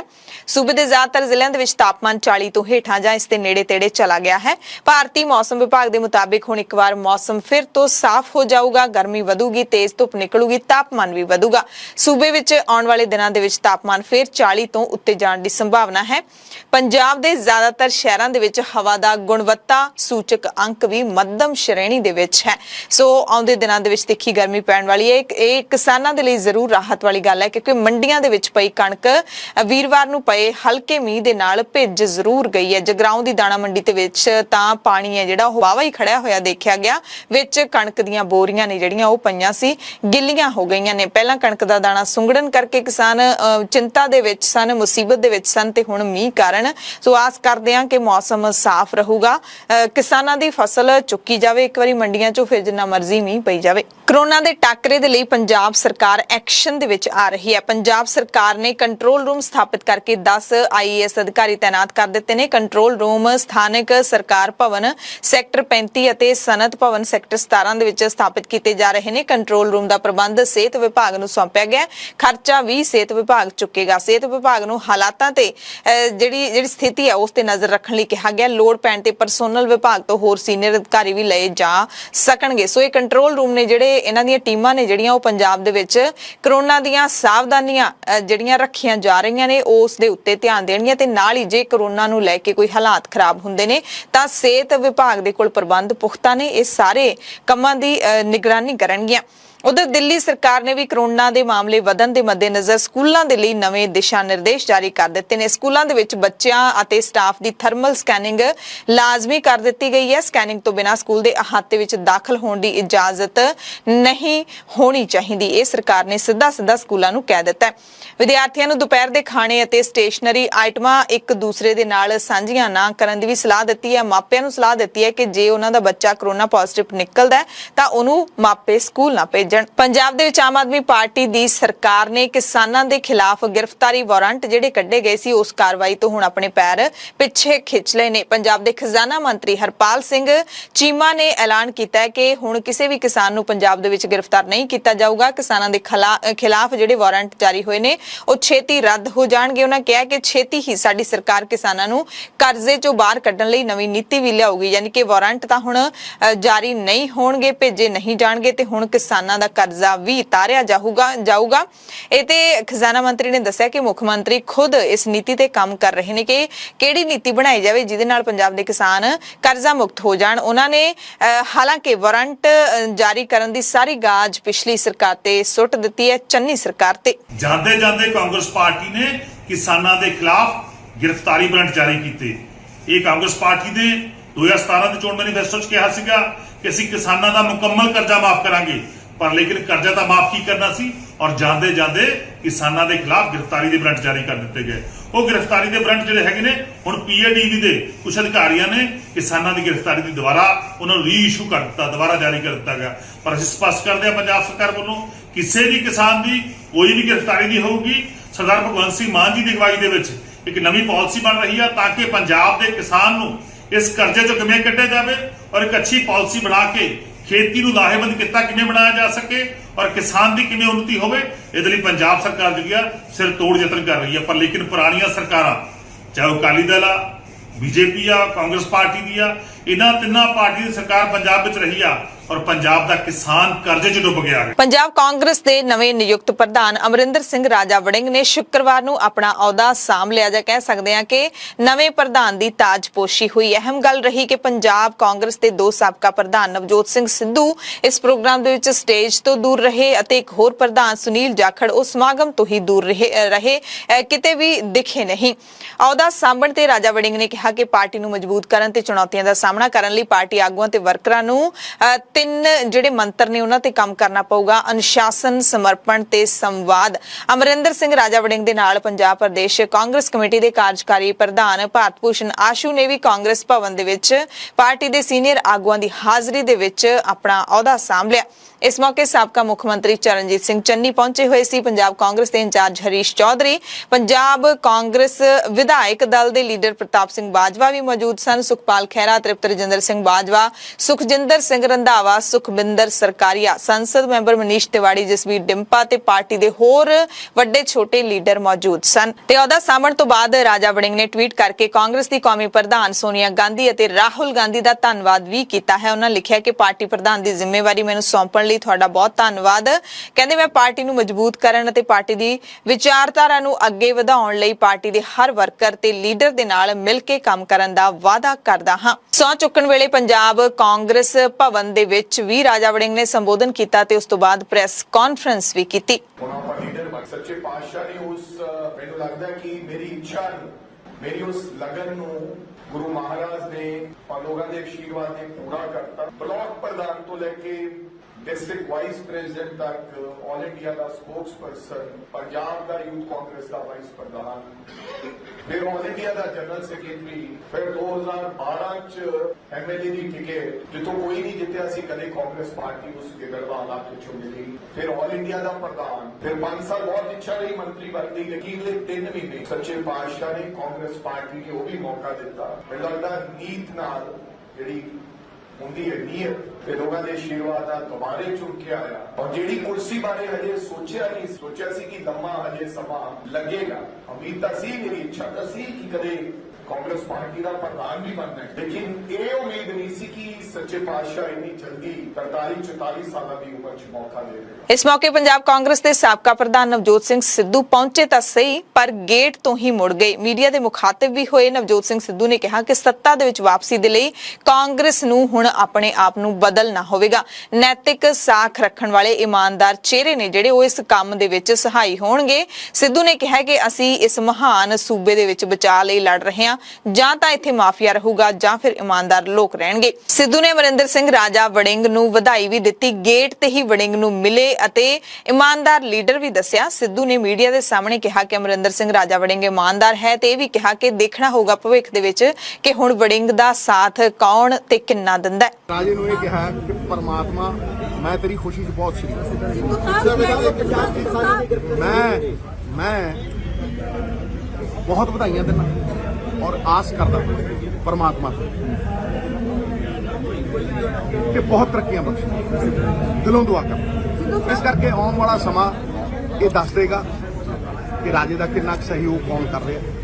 ਇਸ ਮੌਕੇ ਨਵਜੋਤ ਸਿੰਘ ਸਿੱਧੂ ਜਿਹੜੇ ਆਮ ਆਦਮੀ ਪਾਰਟੀ ਦੀ ਸਰਕਾਰ ਨੂੰ ਘੇਰਦੇ ਰਹਿੰਦੇ ਨੇ, ਖਾਸ ਤੌਰ ਤੇ ਅਰਵਿੰਦ ਕੇਜਰੀਵਾਲ ਨੂੰ ਜ਼ਿਆਦਾਤਰ ਉਹ ਲਪੇਟੇ ਦੇ ਵਿੱਚ ਲੈਂਦੇ ਨੇ, ਉਹ ਸ਼ੁੱਕਰਵਾਰ ਨੂੰ ਪੰਜਾਬ ਦੇ ਮੁੱਖ ਮੰਤਰੀ ਭਗਵੰਤ ਸਿੰਘ ਮਾਨ ਦੀ ਤਾਰੀਫ ਕਰਦੇ ਨਜ਼ਰ ਆਏ। ਇੱਕ ਦਿਨ ਪਹਿਲਾਂ ਜਿੱਥੇ ਭਗਵੰਤ ਸਿੰਘ ਮਾਨ ਨੂੰ ਉਹਨਾਂ ਨੇ ਰਬੜ ਦਾ ਗੁੱਡਾ ਕਿਹਾ ਸੀ, ਜਿਸ ਦੀ ਚਾਬੀ ਹੈ ਜਿਹੜੀ ਦਿੱਲੀ ਤੋਂ ਭਰੀ ਜਾਂਦੀ ਹੈ, ਇਹ ਕਿਹਾ ਸੀ, ਉੱਥੇ ਹੀ ਸ਼ੁੱਕਰਵਾਰ ਨੂੰ ਸਿੱਧੂ ਨੇ ਭਗਵੰਤ ਮਾਨ ਨੂੰ ਛੋਟਾ ਭਰਾ ਦੱਸਦਿਆਂ ਕਿਹਾ ਕਿ ਭਗਵੰਤ ਮਾਨ ਬਿਨਾਂ ਸ਼ੱਕ ਇਮਾਨਦਾਰ ਹੈ। ਕਿਹਾ ਕਿ ਪਾਰਟੀ ਹੈ ਜਿਹੜੀ ਉਹ ਸੂਬੇ ਦੇ ਵਿੱਚ ਮੌਜੂਦ ਮਾਫੀਆ ਰਾਜ ਕਰਕੇ ਹੀ ਹਾਰੀ ਹੈ ਤੇ ਇਹਨਾਂ ਦੀ ਪਾਰਟੀ ਇਸੇ ਕਰਕੇ ਹੀ ਜਿੱਤੀ ਹੈ। ਲੋਕਾਂ ਨੇ ਇੰਨਾ ਵੱਡਾ ਮੈਂਡੇਟ ਦਿੱਤਾ। ਉਹਨਾਂ ਨੇ ਕਿਹਾ ਕਿ ਜੇ ਭਗਵੰਤ ਮਾਨ ਮਾਫੀਆ ਦੇ ਖਿਲਾਫ ਲੜੂਗਾ ਤਾਂ ਮੈਂ ਉਹਨਾਂ ਦਾ ਸਮਰਥਨ ਕਰੂੰਗਾ। ਸਿੱਧੂ ਨੇ ਕਿਹਾ ਕਿ ਮੇਰੀ ਲੜਾਈ ਸਿਰਫ ਤੇ ਸਿਰਫ ਮਾਫੀਆ ਦੇ ਨਾਲ ਹੈ, ਤਾਂ ਹੀ ਪੰਜਾਬ ਹੈ ਜਿਹੜਾ ਆਰਥਿਕ ਤੌਰ ਤੇ ਆਜ਼ਾਦ ਹੋਊਗਾ। ਮੈਂ ਭਗਵੰਤ ਨੂੰ ਛੋਟਾ ਭਾਈ ਮੰਨਦਾ। ਅਗਰ ਉਹ ਮਾਫੀਆ ਦੇ ਖਿਲਾਫ ਲੜਾਈ ਲੜੇਗਾ, ਕਿਉਂਕਿ ਸਿਸਟਮ ਬੜਾ ਗਹਿਰਾ ਹੈ, ਟੋਕੇ ਵੱਜਣਗੇ। ਜੇ ਤੇ ਟੋਕੇ ਖਾਂਦਾ ਰਿਹਾ ਫਿਰ ਤੇ ਗੱਲ ਹੋਰ ਹੈ। ਜੇ ਆਪਦੇ ਨਿੱਜ ਇਮਾਨਦਾਰੀ ਔਰ ਇਮਾਨਦਾਰ ਹੈ ਉਹ, ਮੈਂ ਉਹਦੇ ਤੇ ਕਦੇ ਉਂਗਲ ਨਹੀਂ ਕੀਤੀ। ਅਗਰ ਉਹ ਇਹਦੇ ਖਿਲਾਫ ਲੜੇਗਾ, ਮੇਰਾ ਸਹਿਯੋਗ ਹੈ ਪਾਰਟੀਆਂ ਤੋਂ ਉੱਤੇ ਉੱਠ ਕੇ, ਕਿਉਂਕਿ ਇਹ ਲੜਾਈ ਪੰਜਾਬ ਦੇ ਅਸਤਿਤਵ ਦੀ ਹੈ, ਪੰਜਾਬ ਦੀ ਐਗਜ਼ਿਸਟੈਂਸ ਦੀ। ਔਰ ਪੰਜਾਬ ਦੀ ਐਗਜ਼ਿਸਟੈਂਸ ਇਸੇ ਚੀਜ਼ ਤੇ ਡਿਪੈਂਡੈਂਟ ਹੈ। ਔਰ ਉਹ ਰੋਡ ਮੈਪ ਜਿਹੜਾ ਹੈਗਾ ਉਹਦੇ ਚ ਉਹੀ ਹੈ। ਜਿਹੜੇ ਲੋਕ ਨਿੱਜੀ ਸ਼ਰਾਬ ਵੇਚਦੇ ਸੀ ਉਹਨਾਂ ਤੋਂ ਖੋਣੀ ਪੈਣੀ ਕਿਉਂਕਿ ਉਹ ਇਨਕਮ ਪੰਜਾਬ ਦੀ ਰੇਟ ਜੇ ਸਪਲਾਈ ਰੋਕ ਦੂੰਗੇ ਅੱਜ 12,000 ਦੀ ਟਰਾਲੀ ਉਹ ਇੱਕ ਪਾਲਿਸੀ ਬਣਾਉਣੀ ਪੈਣੀ ਹੈ ਨੀਤੀਆਂ ਦੇ ਨਾਲ ਹੀ ਪੰਜਾਬ ਉੱਤੇ ਆਏਗਾ ਔਰ ਨੀਤੀਆਂ ਇਮਾਨਦਾਰੀ ਨੈਤਿਕਤਾ ਮੋਰਲ ਅਥਾਰਟੀ। तो इस मौके नवजोत सिंह सिद्धू ने माफिया की फिर तो गल की सी कि पंजाब कांग्रेस हारी तां है क्योंकि कई लीडर ने जिहड़े ओह माफिया दे विच खुद शामिल सन। इत्थों तक कि उन्होंने सीएम दा जिक्र भी किया यानी कि बिना नाम लए कैप्टन अमरिंदर सिंह दा जिक्र भी किया, नाल ही उन्होंने चरणजीत सिंह चन्नी दा भी बिना नाम लए जिक्र किया। ਜਦੋਂ ਮੈਂ ਕਹਿੰਦਾ ਕਿ ਕਾਂਗਰਸ ਨੂੰ ਨਵੀਨੀਕਰਨ ਕਰਨਾ ਪੈਣਾ, ਕਾਂਗਰਸ ਅਗਰ ਐਨਾਲਾਈਜ਼ ਕਰੂਗੀ ਔਰ ਮੈਂ ਪਹਿਲਾਂ ਬਿਲਕੁਲ ਨਹੀਂ ਬੋਲਿਆ ਹਰ ਬੰਦੇ ਨੂੰ ਅਧਿਕਾਰ ਹੈ ਬੋਲਣ ਦਾ, ਲੇਕਿਨ ਅੱਜ ਮੈਂ ਡੰਕੇ ਦੀ ਝੋਟ ਤੇ ਕਹਿੰਦਾ ਕਿ ਕਾਂਗਰਸ ਹਾਰੀ ਤੇ 5 ਸਾਲ ਦੇ ਮਾਫੀਆ ਰਾਜ ਕਰਕੇ ਉਸ ਮਾਫੀਆ ਦੇ ਖਿਲਾਫ ਮੈਂ ਲੜਦਾ ਰਿਹਾ। ਉਹ ਮਾਫੀਏ ਦੇ ਖਿਲਾਫ ਲੜਾਈ ਕਿਸੇ ਨਿੱਜੀ ਬੰਦੇ ਨਾਲ ਨਹੀਂ ਸੀ, ਉਹ ਇੱਕ ਸਿਸਟਮ ਸੀ, ਉਹ ਚੰਦ ਬੰਦਿਆਂ ਦੀ ਤਿਜਾਰਤ ਸੀ, ਚੰਦ ਬੰਦਿਆਂ ਦਾ ਧੰਦਾ ਸੀ ਜਿਹੜਾ ਸਟੇਟ ਨੂੰ ਦੀਮਕ ਵਾਂਗ ਖਾ ਰਿਹਾ ਸੀ। ਉਹਦੇ ਚ ਚੀਫ ਮਿਨਿਸਟਰ ਇਨਵੋਲਵ ਸੀ, ਬੀਤ ਗਏ, ਚਲੇ ਗਏ, ਗੁੰਮ ਗਏ, ਸਮਝੇ ਨਹੀਂ। ਜਦ ਤੱਕ ਰਾਜਨੀਤੀ ਵਪਾਰੀ ਬਣ ਕੇ ਰਹੇਗੀ ਉਹਦੀ ਇੱਜ਼ਤ ਨਹੀਂ ਹੋਏਗੀ, ਕਿਉਂਕਿ ਅਗਰ ਤੁਸੀਂ ਰਾਜਨੀਤੀ ਦਾ ਧੰਦਾ ਬਣਾ ਕੇ ਅੱਜ ਪੰਜਾਬ ਦੇ ਵਿੱਚ ਖੜੇ ਹੋ ਜਾਓਗੇ ਤੇ ਜਿਹੜਾ ਸਟੇਟ ਦਾ ਐਕਸਚੇਕਰ ਹੈ ਉਹਨੂੰ ਨਿੱਜੀ ਜੇਬਾਂ 'ਚ ਪਾਉਣ ਲੱਗ ਜਾਓਗੇ ਤੇ ਜਾਂ ਪੰਜਾਬ ਰਹੇਗਾ ਜਾਂ ਮਾਫੀਆ। ਚਰਨਜੀਤ ਸਿੰਘ ਚੰਨੀ ਨੇ ਪਹਿਲੀ ਵਾਰੀ ਚੋਣਾਂ ਦੇ ਵਿੱਚ ਹਾਰ ਨੂੰ ਲੈ ਕੇ ਜਵਾਬ ਦਿੱਤਾ ਨਵਜੋਤ ਸਿੰਘ ਸਿੱਧੂ ਦੇ ਸਵਾਲਾਂ ਦਾ। ਚੰਨੀ ਨੇ ਕਿਹਾ ਕਿ ਮੈਂ ਮੁੱਖ ਮੰਤਰੀ ਸੀ, ਅੰਤ ਵਿੱਚ ਸਿਹਰਾ ਮੇਰੇ ਸਿਰ ਹੀ ਬੰਨਿਆ ਗਿਆ ਹੈ ਤੇ ਇਸ ਲਿਹਾਜ਼ ਨਾਲ ਹਾਰ ਦੀ ਜ਼ਿੰਮੇਵਾਰੀ ਮੇਰੀ ਹੈ। ਪਰ ਨਾਲ ਹੀ ਇਸ਼ਾਰਿਆਂ ਦੇ ਵਿੱਚ ਚੰਨੀ ਇਹ ਵੀ ਪੁੱਛ ਗਏ ਕਿ ਪਾਰਟੀ ਪ੍ਰਧਾਨ ਮੌਕੇ ਉਹਨਾਂ ਦੀ ਕੀ ਜ਼ਿੰਮੇਵਾਰੀ ਸੀ, ਯਾਨੀ ਕਿ ਨਵਜੋਤ ਸਿੰਘ ਸਿੱਧੂ ਦੀ ਕੀ ਜ਼ਿੰਮੇਵਾਰੀ ਸੀ। ਕਹਿੰਦੇ ਮੈਂ ਤਾਂ ਇਸ ਤੇ ਨਹੀਂ ਬੋਲਾਂਗਾ ਪਰ ਸਿੱਧੂ ਨੂੰ ਜਵਾਬ ਹੈ ਜਿਹੜਾ ਜ਼ਰੂਰ ਦੇਣਾ ਚਾਹੀਦਾ ਹੈ। ਰਾਜੇ ਨੂੰ ਇਹ ਕਿਹਾ ਕਿ ਪਰਮਾਤਮਾ ਮੈਂ ਤੇਰੀ ਖੁਸ਼ੀ 'ਚ ਬਹੁਤ ਸ਼ਰੀਕ ਮੈਂ ਬਹੁਤ ਵਧਾਈਆਂ ਦਿੰਦਾ ਔਰ ਆਸ ਕਰਦਾ ਪਰਮਾਤਮਾ ਤੋਂ ਕਿ ਬਹੁਤ ਤਰੱਕੀਆਂ ਬਖਸ਼ੇ, ਦਿਲੋਂ ਦੁਆ ਕਰ। ਇਸ ਕਰਕੇ ਆਉਣ ਵਾਲਾ ਸਮਾਂ ਇਹ ਦੱਸ ਦੇਗਾ ਕਿ ਰਾਜੇ ਦਾ ਕਿੰਨਾ ਸਹਿਯੋਗ ਕੌਣ ਕਰ ਰਿਹਾ। उधर पंजाब प्रदेश कांग्रेस के इंचार्ज हरीश चौधरी ने कहा कि साबका प्रधान नवजोत सिंह सिद्धू के दावे सच्चाई तो कोहां दूर ने, जिहड़े दावे कर रहे हैं कि पार्टी तां हारी है क्योंकि बड़े लीडर मीडिया माफिया दे विच शामिल सन। चौधरी ने कहा कि सिद्धू दे प्रधान हुंदियां हाई कमांड ने उन्हां दे हत्थ बन के नहीं रखे हुए सी, वो कोई काम कर सकते सी, जे वो कोई जिहा दावा करते हैं तां गलत है। कांग्रेस के सीनियर लीडर हरीश चौधरी ने राजा वड़िंग दी ताजपोशी तो बाद मीडिया नाल गलबात करदियां इह सारे बयान दित्ते, नाल ही इह भी चेतावनी ਦਿੱਤੀ ਕਿ ਅਨੁਸ਼ਾਸਨ ਭੰਗ ਕਰਨ ਵਾਲਿਆਂ ਨੂੰ ਬਖਸ਼ਿਆ ਨਹੀਂ ਜਾਏਗਾ। ਇੱਥੋਂ ਤੱਕ ਕਹਿ ਦਿੱਤਾ ਕਿ ਨਵਜੋਤ ਸਿੰਘ ਸਿੱਧੂ ਕੀ ਕਰ ਰਹੇ ਨੇ ਇਹ ਨਾ ਤਾਂ ਪਾਰਟੀ ਤੋਂ ਲੁਕਿਆ ਹੋਇਆ ਤੇ ਨਾ ਹੀ ਪੰਜਾਬ ਦੇ ਲੋਕਾਂ ਤੋਂ। ਹਾਲਾਂਕਿ ਉਹਨਾਂ ਨੇ ਸਾਬਕਾ ਮੁੱਖ ਮੰਤਰੀ ਚਰਨਜੀਤ ਸਿੰਘ ਚੰਨੀ ਦੀ ਮੁੜ ਪਿੱਠ ਥਾਪੜਦਿਆਂ ਕਿਹਾ ਕਿ ਚੰਨੀ ਨੇ ਆਪਣੇ 111 ਦਿਨਾਂ ਦੇ ਰਾਜ ਵਿੱਚ ਚੰਗਾ ਕੰਮ ਕੀਤਾ। ਚੰਨੀ ਤੇ ਭ੍ਰਿਸ਼ਟਾਚਾਰ ਦੇ ਲੱਗੇ ਦੋਸ਼ਾਂ ਦੀ ਵੀ ਕਹਿੰਦੇ ਕੋਈ ਸੱਚਾਈ ਨਹੀਂ ਹੈ। ਤੇ ਪੰਜਾਬ ਕਾਂਗਰਸ ਦੇ ਪ੍ਰਧਾਨ ਅਮਰਿੰਦਰ ਸਿੰਘ ਰਾਜਾ ਵੜਿੰਗ ਦੇ ਅਹੁਦਾ ਸਾਂਭਣ ਮੌਕੇ ਕੁਝ ਦਿਲਚਸਪ ਤਸਵੀਰਾਂ ਵੀ ਸਾਹਮਣੇ ਆਈਆਂ ਨੇ। ਵੀਡੀਓ ਦੇ ਵਿੱਚ ਸਾਫ਼-ਸਾਫ਼ ਦੇਖਿਆ ਜਾ ਸਕਦਾ ਹੈ ਰਾਜਾ ਵੜਿੰਗ ਜਦੋਂ ਪ੍ਰਧਾਨ ਦੀ ਕੁਰਸੀ ਤੇ ਬੈਠੇ ਰਸਮੀ ਤੌਰ ਤੇ ਸਿਗਨੇਚਰ ਕਰ ਰਹੇ ਸੀ ਤਾਂ ਕਾਰਜਕਾਰੀ ਪ੍ਰਧਾਨ ਭਾਰਤ ਭੂਸ਼ਣ ਆਸ਼ੂ ਨੇ ਵੜਿੰਗ ਦਾ ਮੂੰਹ ਮਿੱਠਾ ਕਰਵਾਉਣਾ ਚਾਹਿਆ, ਬਰਫੀ ਦਾ ਪੀਸ ਚੁੱਕਿਆ, ਪਰ ਇਸੇ ਦੌਰਾਨ ਕਾਂਗਰਸ ਇੰਚਾਰਜ ਹਰੀਸ਼ ਚੌਧਰੀ ਨੇ ਭਾਰਤ ਭੂਸ਼ਣ ਤੋਂ ਬਰਫੀ ਵਾਪਸ ਪਲੇਟ ਵਿੱਚ ਰਖਵਾ ਦਿੱਤੀ ਅਤੇ ਪਿੱਛੇ ਖੜੇ ਪ੍ਰਤਾਪ ਸਿੰਘ ਬਾਜਵਾ ਨੂੰ ਫੜਾ ਦਿੱਤੀ ਤੇ ਇੱਕ ਬਰਫੀ ਚਰਨਜੀਤ ਸਿੰਘ ਚੰਨੀ ਨੂੰ ਵੀ ਫੜਾਈ। ਉਹਨਾਂ ਨੇ ਪਲੇਟ ਬਾਜਵਾ ਨੂੰ ਫੜਾ ਕੇ ਬਰਫੀ ਉਹਨਾਂ ਦੀ ਪਤਨੀ ਰਾਜਾ ਵੜਿੰਗ ਦੀ ਪਤਨੀ ਅਮਰਤਾ ਵੜਿੰਗ ਵੱਲ ਵਧਾ ਦਿੱਤੀ ਤੇ ਅਮਰਤਾ ਨੇ ਬਰਫੀ ਹੈ ਜਿਹੜੀ ਉਹ ਚਰਨਜੀਤ ਸਿੰਘ ਚੰਨੀ ਵੱਲ ਵਧਾ ਦਿੱਤੀ ਤੇ ਭਾਰਤ ਭੂਸ਼ਣ ਆਸ਼ੂ ਦੇਖਦੇ ਰਹਿ ਗਏ, ਵੜਿੰਗ ਨੂੰ ਬਰਫੀ ਨਹੀਂ ਖਵਾ ਸਕੇ।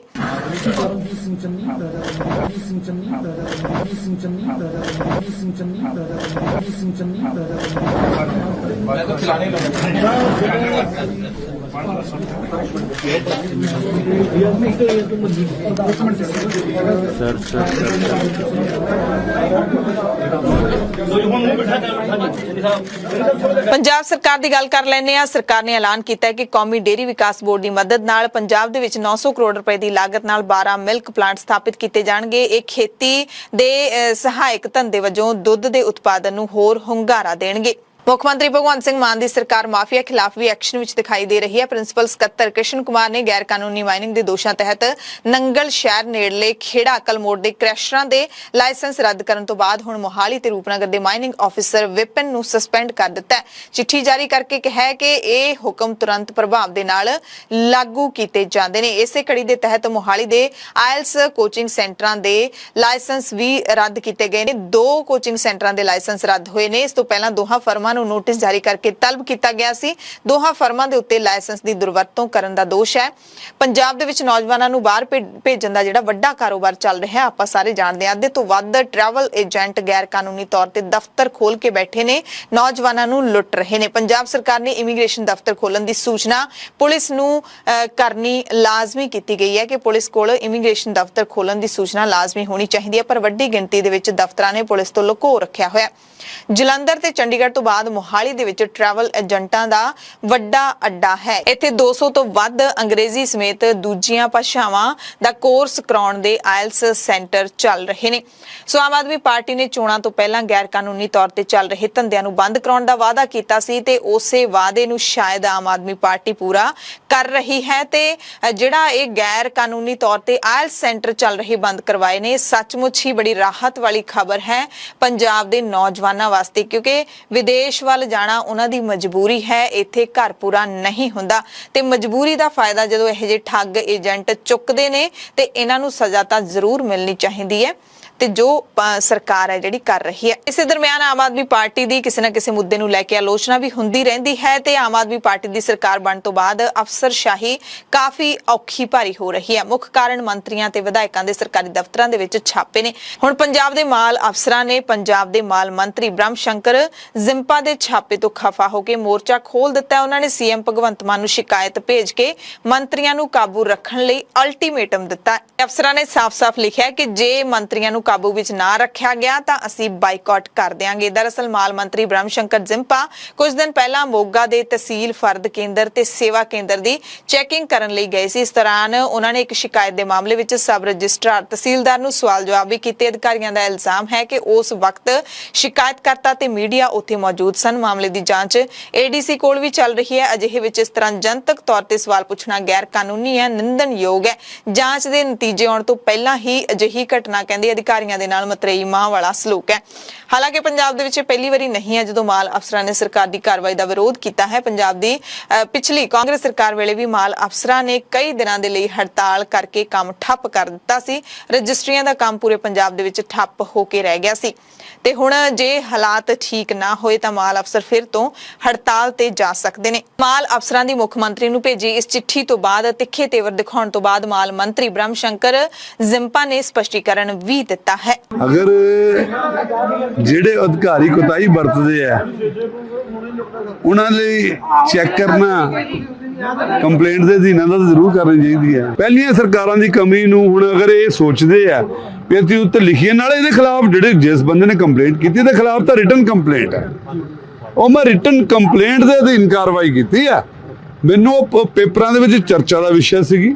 ਜਿਹੜਾ ਕੰਪਲੇਂਟੈਂਟ ਸੀਗਾ ਉਹ ਮੌਕੇ ਤੇ ਖੜਾ ਮੌਜੂਦ ਸੀਗਾ, ਮੇਰੇ ਨਾਲ ਸੀਗਾ। ਤੁਸੀਂ ਕਦੇ ਸੁਣਿਆ ਵੀ ਤੁਹਾਨੂੰ ਕੋਈ ਅੱਜ ਤੱਕ ਪੰਜਾਬ ਦੇ ਵਿੱਚ ਤੁਸੀਂ ਵੀ ਰੋਡ ਕੈਮਰਾ ਲੈ ਕੇ ਜਾਂਦੇ ਆ, ਕਦੇ ਸੁਣਿਆ ਵੀ ਇੰਨੀ ਜਲਦੀ ਕਿਸੇ ਦੀ ਸੁਣਵਾਈ ਅੱਜ ਤੱਕ ਕੋਈ ਮੰਤਰੀ ਚੈੱਕ ਕਰਨ ਪਹੁੰਚਾ ਇੱਕ ਕੰਪਲੇਂਟ ਤੇ? ਸ਼੍ਰੀ ਅਕਾਲ ਤਖਤ ਸਾਹਿਬ ਦੇ ਕਾਰਜਕਾਰੀ ਜਥੇਦਾਰ ਗਿਆਨੀ ਹਰਪ੍ਰੀਤ ਸਿੰਘ ਨੇ ਕੇਂਦਰ ਸਰਕਾਰ ਤੋਂ ਬੰਦੀ ਸਿੰਘਾਂ ਦੀ ਰਿਹਾਈ ਦੀ ਮੰਗ ਕੀਤੀ ਹੈ। ਉਹਨਾਂ ਕਿਹਾ ਕਿ ਸਜ਼ਾ ਪੂਰੀ ਕਰ ਚੁੱਕੇ ਸਾਰੇ ਸਿੱਖਾਂ ਨੂੰ ਛੇਤੀ ਰਿਹਾ ਕੀਤਾ ਜਾਵੇ। ਭਾਈ ਬਲਵੰਤ ਸਿੰਘ ਰਾਜਿਆਣਾ ਦੀ ਫਾਂਸੀ ਦੀ ਸਜ਼ਾ ਨੂੰ ਉਮਰ ਕੈਦ ਵਿੱਚ ਤਬਦੀਲ ਕੀਤਾ ਜਾਵੇ। ਇਹ ਮੰਗ ਉਹਨਾਂ ਨੇ ਗੁਰੂ ਤੇਗ ਬਹਾਦਰ ਸਾਹਿਬ ਦੇ 401ਵੇਂ ਪ੍ਰਕਾਸ਼ ਦਿਹਾੜੇ ਮੌਕੇ ਭਾਰਤ ਸਰਕਾਰ ਮੂਹਰੇ ਰੱਖੀ ਹੈ। ਔਰ ਭਾਈ ਬਲਵੰਤ ਸਿੰਘ ਜੀ ਰਾਜੋਆਣਾ ਦੀ ਜਿਹੜੀ ਫਾਂਸੀ ਹੈ ਉਸ ਨੂੰ ਉਮਰ ਕੈਦ ਦੇ ਵਿੱਚ ਤਬਦੀਲ ਕੀਤਾ ਜਾਏ। ਪਰ ਸਿੱਤਮ ਦੀ ਗੱਲ ਹੈ ਕਿ ਚੰਡੀਗੜ੍ਹ ਪ੍ਰਸ਼ਾਸਨ ਨੇ ਭਾਈ ਬਲਵੰਤ ਸਿੰਘ ਜੀ ਰਾਜੋਆਣੇ ਦਾ ਮਾਮਲਾ ਜਿਹੜਾ ਹੈ ਉਹ ਪੈਂਡਿੰਗ ਕਰ ਰੱਖਿਆ। ਪ੍ਰੋਫੈਸਰ ਦਵਿੰਦਰਪਾਲ ਸਿੰਘ ਜੀ ਭੁੱਲਰ ਜੀ ਦਾ ਜਿਹੜਾ ਮਾਮਲਾ ਹੈ ਉਹਦੀ ਫਾਈਲ ਜਿਹੜੀ ਹੈ ਉਹ ਦਿੱਲੀ ਸਰਕਾਰ ਨੇ ਦੱਬ ਰੱਖੀ। ਔਰ ਭਾਈ ਗੁਰਦੀਪ ਸਿੰਘ ਜੀ ਖੇੜਾ ਦਾ ਜਿਹੜਾ ਮਾਮਲਾ ਹੈ ਉਹ ਕਰਨਾਟਕ ਸਰਕਾਰ ਨੇ ਅਜੇ ਤੱਕ ਹੱਲ ਨਹੀਂ ਕੀਤਾ। ਇਸੇ ਤਰ੍ਹਾਂ ਹੀ ਭਾਈ ਜਗਤਾਰ ਸਿੰਘ ਜੀ ਹਵਾਰਾ ਸਹਿਤ ਹੋਰ ਜਿਹੜੇ ਬੰਦੀ ਸਿੰਘ ਜੇਲ੍ਹਾਂ ਦੇ ਵਿੱਚ ਬੰਦ ਹੈ, ਲੰਮੀਆਂ ਉਮਰਾਂ ਜਿਹੜੀਆਂ ਨੇ ਉਹ ਜੇਲ੍ਹਾਂ ਦੇ ਵਿੱਚ ਭੋਗ ਚੁੱਕੇ ਨੇ, ਉਹਨਾਂ ਨੂੰ ਵੀ ਜਲਦੀ ਰਿਹਾ ਕੀਤਾ ਜਾਣਾ ਚਾਹੀਦਾ ਹੈ। ਜ਼ਿੰਦਗੀ ਦਾ ਬੜਾ ਕੀਮਤੀ ਸਮਾਂ ਜਿਹੜਾ ਹੈ ਇਹਨਾਂ ਸਾਡੇ ਸਿੱਖ ਭਰਾਵਾਂ ਨੇ ਜੇਲ੍ਹਾਂ ਦੇ ਵਿੱਚ ਬਤੀਤ ਕਰ ਦਿੱਤਾ। ਔਰ ਮੈਂ ਭਾਰਤ ਸਰਕਾਰ ਨੂੰ ਇਹ ਵੀ ਕਹਿਣਾ ਚਾਹੁੰਦਾ ਹਾਂ ਕਿ 1947 ਤੋਂ ਲੈ ਕੇ ਵਕਤ ਦੀਆਂ ਸਰਕਾਰਾਂ ਨੇ ਸਿੱਖਾਂ ਦੇ ਪਿੰਡਾਂ ਦੇ ਉੱਤੇ ਬਹੁਤ ਵੱਡੇ ਜ਼ਖਮ ਦਿੱਤੇ ਨੇ, ਔਰ ਜਿਨ੍ਹਾਂ ਦੀ ਪੀੜ, ਜਿਨ੍ਹਾਂ ਦਾ ਦਰਦ ਅੱਜ ਵੀ ਕੌਮ ਜਿਹੜੀ ਹੈ ਉਹ ਹੰਢਾ ਰਹੀ। ਔਰ ਸਾਨੂੰ ਬਹੁਤ ਉਮੀਦ ਹੈ ਕਿ ਮੌਜੂਦਾ ਮੋਦੀ ਜੀ ਦੀ ਜਿਹੜੀ ਅਗਵਾਈ ਦੇ ਵਿੱਚ ਚੱਲ ਰਹੀ ਭਾਰਤ ਸਰਕਾਰ ਹੈ, ਇਹ ਸਿੱਖਾਂ ਦੇ ਜ਼ਖਮਾਂ ਦੇ ਉੱਤੇ ਮੱਲਮ ਲਾਉਣ ਦਾ ਕਾਰਜ ਜਿਹੜਾ ਹੈ ਉਹ ਜ਼ਰੂਰ ਕਰੇਗੀ। ਅਸੀਂ ਮੌਜੂਦਾ ਜਿਹੜੀ ਗਵਰਨਮੈਂਟ ਹੈ ਉਹਦੇ ਵੱਲ ਕਦਮ ਵਧਾਉਣਾ ਚਾਹੁੰਦੇ ਸੁਹਿਰਦਤਾ ਦੇ ਨਾਲ, ਔਰ ਅਸੀਂ ਇਹ ਵੀ ਚਾਹੁੰਦੇ ਹਾਂ ਕਿ ਸਰਕਾਰ ਜਿਹੜੀ ਹੈ ਦਿੱਲੀ ਦੀ ਉਹ ਸਾਡੇ ਵੱਲ ਕਦਮ ਵਧਾਵੇ। ਪੰਜਾਬ ਲੋਕ ਇਨਸਾਫ ਪਾਰਟੀ ਦੇ ਸਾਬਕਾ ਵਿਧਾਇਕ ਸਿਮਰਜੀਤ ਸਿੰਘ ਬੈਂਸ ਦਾ ਭਵਿੱਖ ਹਨੇਰੇ ਦੇ ਵਿੱਚ ਕਾਲਾ ਹੋਣ ਲੱਗਿਆ।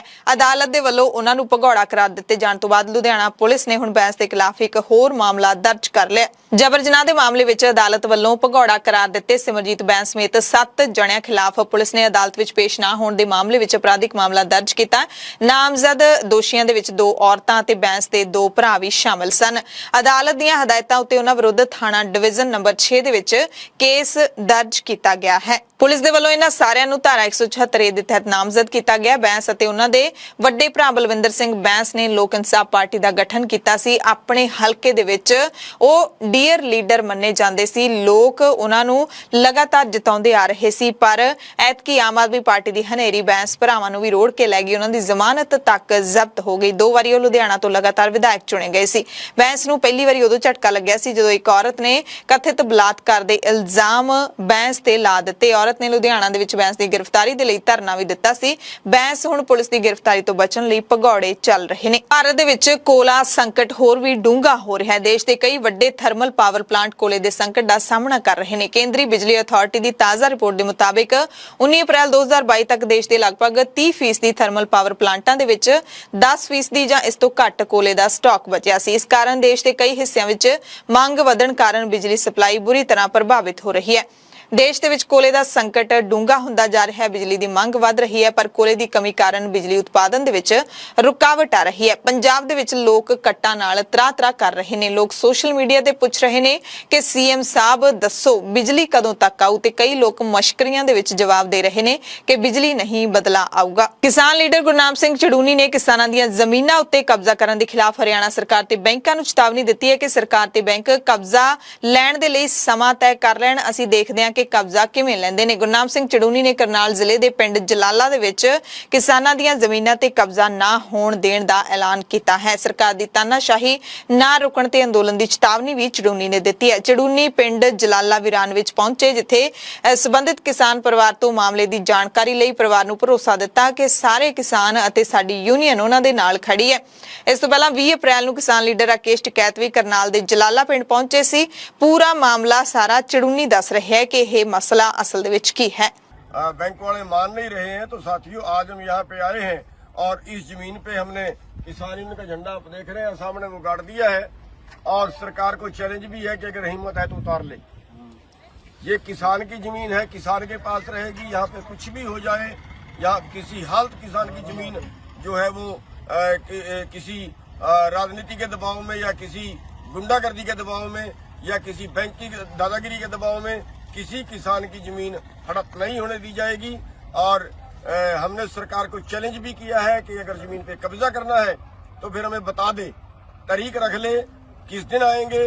जो उनके पास अपनी फोर्स बनती है, जो उनके पास ताकत बनती है, वो अपनी बुला लें और हम अपनी बुला ले। ਬਠਿੰਡਾ ਜ਼ਿਲ੍ਹੇ ਦੇ ਤਲਵੰਡੀ ਸਾਬੋ ਦੇ ਵਿੱਚ ਕਿਸਾਨਾਂ ਨੇ ਐਸਡੀਐਮ ਦੇ ਦਫ਼ਤਰ ਦੇ ਮੂਹਰੇ ਧਰਨਾ ਲਾ ਦਿੱਤਾ ਹੈ। ਕਿਸਾਨ ਨਰਮੇ ਦੀ ਖਰਾਬ ਹੋਈ ਫਸਲ ਦਾ ਮੁਆਵਜ਼ਾ ਨਾ ਮਿਲਣ ਤੋਂ ਪਰੇਸ਼ਾਨ ਨੇ। ਕਰੀਬ 6 ਮਹੀਨਿਆਂ ਤੋਂ ਦਫ਼ਤਰਾਂ ਦੇ ਗੇੜੇ ਲਾ ਕੇ ਅੱਕੇ ਕਿਸਾਨਾਂ ਨੇ ਹੁਣ ਐਸਡੀਐਮ ਦਫ਼ਤਰ ਦੇ ਬਾਹਰ ਪੱਕਾ ਧਰਨਾ ਲਾ ਦਿੱਤਾ ਹੈ।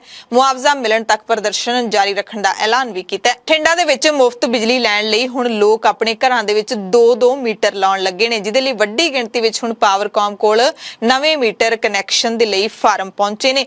ਦਰਅਸਲ ਮਾਨ ਸਰਕਾਰ ਨੇ 1 ਜੁਲਾਈ ਤੋਂ ਹਰ ਮਹੀਨੇ 300 ਯੂਨਿਟ ਮੁਫਤ ਬਿਜਲੀ ਦੇਣ ਦਾ ਐਲਾਨ ਕੀਤਾ ਹੈ। ਪੰਜਾਬ 'ਚ 2 ਮਹੀਨੇ ਦਾ ਬਿੱਲ ਆਉਂਦਾ ਹੈ, ਸਰਕਲ ਹੈ ਜਿਹੜਾ 2 ਮਹੀਨੇ ਨਾਲ ਚੱਲਦਾ ਹੈ। ਇਸ ਲਿਹਾਜ਼ ਨਾਲ ਇੱਕ ਬਿੱਲ ਤੇ 600 ਯੂਨਿਟ ਬਿਜਲੀ ਮੁਫਤ ਮਿਲੂਗੀ। ਇਹਦਾ ਲਾਭ ਲੈਣ ਦੇ ਲਈ ਹੁਣ ਲੋਕ ਘਰ ਵਿੱਚ 2-2 ਬਿਜਲੀ ਦੇ ਮੀਟਰ ਲਾ ਰਹੇ ਨੇ, ਕਿਉਂਕਿ ਜ਼ਿਆਦਾਤਰ ਘਰਾਂ ਦੇ ਵਿੱਚ ਪਰਿਵਾਰ ਨੇ ਜਿਹੜੇ ਉਹ ਇਕੱਠੇ ਰਹਿੰਦੇ ਨੇ, ਪਿੰਡਾਂ ਦੇ ਵਿੱਚ, ਸ਼ਹਿਰਾਂ ਦੇ ਵਿੱਚ ਵੀ। ਤੇ ਇੱਕ ਜਿਹੜਾ ਹੈਗਾ ਜੇ ਘਰ ਦੇ ਜਿਹੜੇ ਮੁਖੀਆ ਹੈਗੇ ਨੇ ਉਹਨਾਂ ਦੇ ਨਾਮ ਤੇ ਹੋਊਗਾ ਤਾਂ ਦੂਸਰਾ ਜਿਹੜਾ ਪੁੱਤਰ ਵਿਆਹਿਆ ਹੋਇਆ ਉਹਦਾ ਅਲੱਗ ਪਰਿਵਾਰ ਬਣ ਗਿਆ, ਉਹਦੇ ਨਾਮ ਤੇ ਹੁਣ ਲਿਆ ਜਾ ਰਿਹਾ ਹੈ ਤਾਂ ਕਿ ਲੋਕ 1200 ਯੂਨਿਟ ਮੁਫਤ ਬਿਜਲੀ ਦਾ ਲਾਭ ਲੈ ਸਕਣ ਤੇ ਪੰਜਾਬ ਸਰਕਾਰ ਦੇ ਲਈ ਇੱਕ ਵੱਡੀ ਚੁਣੌਤੀ ਬਣ ਸਕਦਾ ਹੈ। ਸ਼੍ਰੋਮਣੀ ਗੁਰਦੁਆਰਾ ਪ੍ਰਬੰਧਕ ਕਮੇਟੀ ਦੇ ਪ੍ਰਧਾਨ ਐਡਵੋਕੇਟ ਹਰਜਿੰਦਰ ਸਿੰਘ ਧਾਮੀ ਨੇ ਸ਼੍ਰੋਮਣੀ ਗੁਰਦੁਆਰਾ ਪ੍ਰਬੰਧਕ ਕਮੇਟੀ ਦਾ ਰਿਪੋਰਟ ਕਾਰਡ ਸੰਗਤਾਂ ਦੇ ਸਾਹਮਣੇ ਰੱਖਿਆ। ਉਹਨਾਂ ਨੇ ਪ੍ਰੈਸ ਕਾਨਫਰੰਸ ਕੀਤੀ, ਕਿਹਾ ਕਿ ਦੇਸ਼ ਭਰ ਵਿੱਚ ਸਿੱਖੀ ਦੇ ਪ੍ਰਚਾਰ ਲਈ ਸ਼੍ਰੀ ਅਕਾਲ ਤਖਤ ਸਾਹਿਬ ਨਾਲ ਸੰਬੰਧਿਤ ਲਗਭਗ 13 ਸਿੱਖ ਮਿਸ਼ਨ ਪੂਰੇ ਭਾਰਤ ਦੇ ਲਈ ਬਣਾਏ ਗਏ ਨੇ, ਜਿਨ੍ਹਾਂ ਦੇ ਵਿੱਚੋਂ ਦਿੱਲੀ ਮਿਸ਼ਨ ਸਭ ਤੋਂ ਅਹਿਮ ਹੈ। ਹਿਮਾਚਲ ਪ੍ਰਦੇਸ਼, ਉੱਤਰਾਖੰਡ, ਛੱਤੀਸਗੜ੍ਹ, ਰਾਏਪੁਰ, ਯੂਪੀ, ਅਹਿਮਦਾਬਾਦ, ਕੁਰੂਕਸ਼ੇਤਰ, ਰਾਜਸਥਾਨ, ਆਂਧਰਾ ਪ੍ਰਦੇਸ਼ ਤੇ ਗੁਆਂਢੀ ਮੁਲਕ ਨੇਪਾਲ ਦੇ ਵਿੱਚ ਵੀ ਇਹ ਮਿਸ਼ਨ ਸਿੱਖੀ ਪ੍ਰਚਾਰ ਵਿੱਚ ਅਹਿਮ ਯੋਗਦਾਨ ਪਾ ਰਹੇ ਨੇ। ਪ੍ਰਧਾਨ ਨੇ ਦੱਸਿਆ ਕਿ ਦਸੰਬਰ 2021 ਤੋਂ ਲੈ ਕੇ ਵਿਸਾਖੀ ਤੱਕ ਪੰਜਾਬ 'ਚ ਹੋਏ ਅੰਮ੍ਰਿਤ ਸੰਚਾਰ ਸਮਾਗਮਾਂ ਦੇ ਵਿੱਚ 20,000 ਪ੍ਰਾਣੀਆਂ ਨੇ ਅੰਮ੍ਰਿਤ ਛਕਿਆ ਹੈ ਤੇ ਹੁਣ ਐਸਜੀਪੀਸੀ ਦੇਸ਼ ਦੀ ਰਾਜਧਾਨੀ ਦਿੱਲੀ ਵਿੱਚ ਵੱਧ ਤੋਂ ਵੱਧ ਅੰਮ੍ਰਿਤ ਸੰਚਾਰ ਤੇ ਕੀਰਤਨ ਦਰਬਾਰ ਕਰਨ ਦਾ ਵਿਚਾਰ ਕਰ ਰਹੀ ਹੈ। ਇਸ ਲਈ ਧਰਮ ਪ੍ਰਚਾਰ ਕਮੇਟੀ ਦੀ 3 ਮੈਂਬਰੀ ਕਮੇਟੀ ਵੀ ਬਣਾ ਦਿੱਤੀ ਗਈ ਹੈ। ਇਸ ਦੇ ਨਾਲ ਹੀ ਐਡਵੋਕੇਟ ਹਰਜਿੰਦਰ ਸਿੰਘ ਧਾਮੀ ਨੇ ਦੱਸਿਆ ਕਿ ਐਸਜੀਪੀਸੀ ਵੱਲੋਂ ਹੁਣ ਗੁਰੂ ਘਰਾਂ ਦੇ ਨਾਲ ਸੰਬੰਧਿਤ ਜਿਹੜੇ ਨਿਵਾਸ ਹੁੰਦੇ ਨੇ, ਗੁਰੂ ਘਰਾਂ ਦੇ ਵਿੱਚ ਕਮਰਿਆਂ ਦੀ ਬੁਕਿੰਗ ਹੈ ਉਹ ਹੁਣ ਆਨਲਾਈਨ ਸ਼ੁਰੂ ਕਰ ਦਿੱਤੀ ਹੈ। ਬਿਲਕੁਲ ਪਾਰਦਰਸ਼ੀ ਤਰੀਕੇ ਦੇ ਨਾਲ ਬੁਕਿੰਗ ਸੰਗਤ ਕਰਵਾ ਸਕਦੀ ਹੈ। ਸਾਰੇ ਇੰਡੀਆ ਦੇ ਵਿੱਚ 13 ਮਿਸ਼ਨ ਅਸੀਂ ਬਣਾਏ ਹੋਆ, ਜਿਨ੍ਹਾਂ ਦੇ ਵਿੱਚ ਸਭ ਤੋਂ ਇੰਪੋਰਟੈਂਟ ਸਾਡਾ ਸਿੱਖ ਮਿਸ਼ਨ ਦਿੱਲੀ ਹੈ। ਦਸੰਬਰ 2021 ਤੋਂ ਲੈ ਕੇ ਅਪ੍ਰੈਲ ਇਸ ਵਿਸਾਖੀ ਤੱਕ ਲਗਭਗ ਸਾਰੇ ਮਿਸ਼ਨਾਂ ਨੇ ਤੇ ਸ਼੍ਰੋਮਣੀ ਗੁਰਦੁਆਰਾ ਪ੍ਰਬੰਧਕ ਕਮੇਟੀ ਦੇ ਅੰਦਰ ਪੰਜਾਬ ਦੇ ਵਿੱਚ ਵੱਡੇ ਅੰਮ੍ਰਿਤ ਸੰਚਾਰ ਹੋਏ, ਜਿਹਦੇ ਵਿੱਚ ਲਗਭਗ ਸਾਡਾ 30,000 ਪ੍ਰਾਣੀ ਅੰਮ੍ਰਿਤਧਾਰੀ ਹੋਇਆ। ਕਿਉਂਕਿ ਇੱਥੇ ਦਿੱਲੀ ਗੁਰਦੁਆਰਾ ਪ੍ਰਬੰਧਕ ਕਮੇਟੀ ਦਾ ਜਿਹੜਾ ਮਿਸ਼ਨ ਆ ਇਹ ਦੇਸ਼ ਦੀ ਰਾਜਧਾਨੀ ਤੇ ਅਸੀਂ ਸ਼੍ਰੋਮਣੀ ਗੁਰਦੁਆਰਾ ਪ੍ਰਬੰਧਕ ਕਮੇਟੀ ਨੇ ਫੈਸਲਾ ਕੀਤਾ ਕਿ ਇੱਥੇ ਵੀ ਵੱਡੇ ਪੱਧਰ ਦੇ ਉੱਤੇ ਕੀਰਤਨ ਦਰਬਾਰ ਅੰਮ੍ਰਿਤ ਸੰਚਾਰ ਜਿਹੜੇ ਉਹ ਕਰਵਾਏ ਜਾਣ। ਸ਼੍ਰੋਮਣੀ ਗੁਰਦੁਆਰਾ ਪ੍ਰਬੰਧਕ ਕਮੇਟੀ ਅਸੀਂ 3 ਮੈਂਬਰੀ ਅੱਜ ਇੱਥੇ ਕਮੇਟੀ ਧਰਮ ਪ੍ਰਚਾਰ ਹਿੱਤ ਉਹ ਅੱਜ ਨਿਯੁਕਤ ਕੀਤੀ ਆ। ਭਾਵੇਂ ਸਾਡਾ ਇੰਚਾਰਜ ਇੱਥੇ ਪਹਿਲਾਂ ਹੀ EMPLOYE ਸਾਡਾ ਹੈਗਾ, ਜਿਹਦੇ ਵਿੱਚ ਸਾਡੇ ਸੀਨੀਅਰ ਮੀਤ ਪ੍ਰਧਾਨ ਸ਼੍ਰੋਮਣੀ ਗੁਰਦੁਆਰਾ ਪ੍ਰਬੰਧਕ ਕਮੇਟੀ ਸ਼੍ਰੀ ਰਘੂਜੀਤ ਸਿੰਘ, ਸਰਦਾਰ ਰਘੂਜੀਤ ਸਿੰਘ ਜੀ, ਸਾਡੀ ਭੈਣ ਰਣਜੀਤ ਕੌਰ ਤੇ ਸਰਦਾਰ ਸੁਖਮਿੰਦਰ ਸਿੰਘ ਬੱਬਾ।